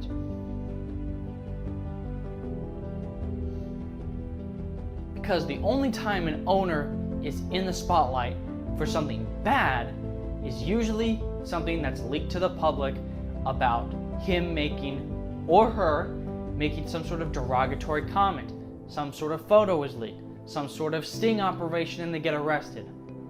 But if they do all this crap, no one bats an eye. Heck, some people even know it's around, but don't even bother. And that's the worst part, is that now that I'm finished with this whole project, the whole series is done, and now that you have this information, I know that there are some people who will go out knowing all this is going on and not do anything. That's the problem. I didn't make this whole series to make a profit. There's no profit made from this. I don't make a cent. This is all passion project. I did not do this for money. I did this because this is going on. People don't know about it, and they need to. And the worst part is, most people aren't even going to watch this. Most people aren't going to care. Even worse, some people may watch every single minute of this series. They will know all of this information and carry on as if nothing is happening. And to me, that is the worst part. That is possibly going to happen. So, here's the final question. What do we do? What can we do? The problem is that there really isn't much we can do. Sure, we can obviously condemn these wrongdoings when they occur, but these are billionaires. They can get away with anything. You cannot underestimate the power of the dollar. Anything can be excused with money.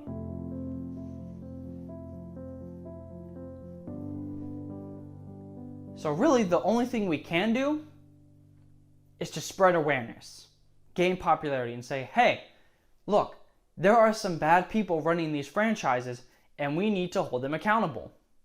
And when they do something wrong, we take that opportunity to strike. Take a look at the Los Angeles Clippers and Donald Sterling. That was a time when people fought back, but the problem was nobody knew about it, nobody cared about it until this information was leaked to the public. Then everyone decided to pounce on. We need to pounce on when they least expect it. When everything is going fine, that's when you strike. But this is a pure hypothetical, very unlikely to happen, but what is the best solution to all this? Public ownership.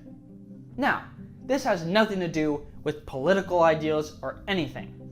This is just my take on how to make these sports franchises better, and that is public ownership. I do not own a franchise. I do not own a team. Rather, the city owns that team.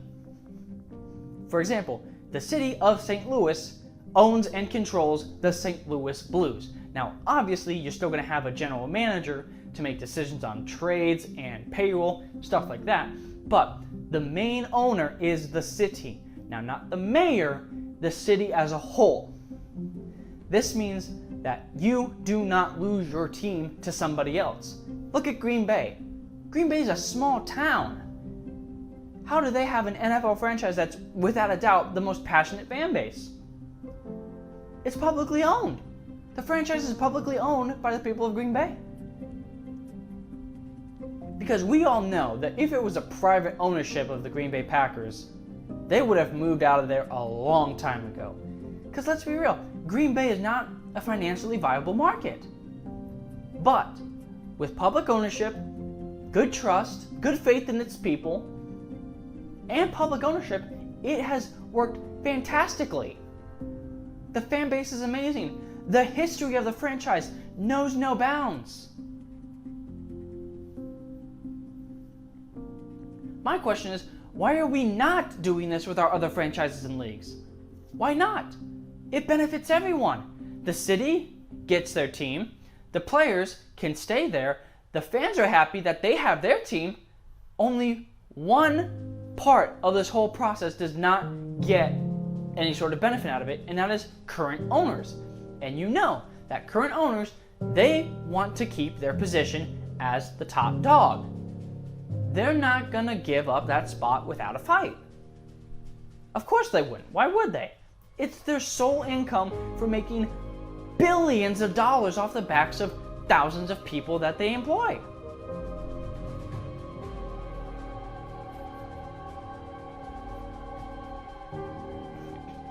So, just to recap, if if we have our teams publicly owned by the city that they play in, for example, the Blues. If the city of St. Louis owns the Blues, we never have to worry about relocation. Now sure, disagreements may arise, but in a civil and organized way, we can get those issues solved and everyone come to equal terms.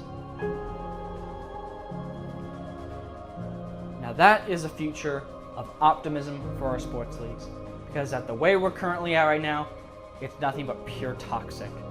Something needs to change. Someone needs to be outed. We can't let this go on anymore. You can't let injustice run rampant. You have to do something about it. And that's why I did this. I got the idea for this after the Rams got into the Super Bowl final. I decided, you know what? I'm sick of this. I'm sick of me getting pushed around. I'm sick of cities getting pushed around by these greedy billionaires. I'm done. It's time to stop this. Now, how does this stop that? It doesn't. It starts the process.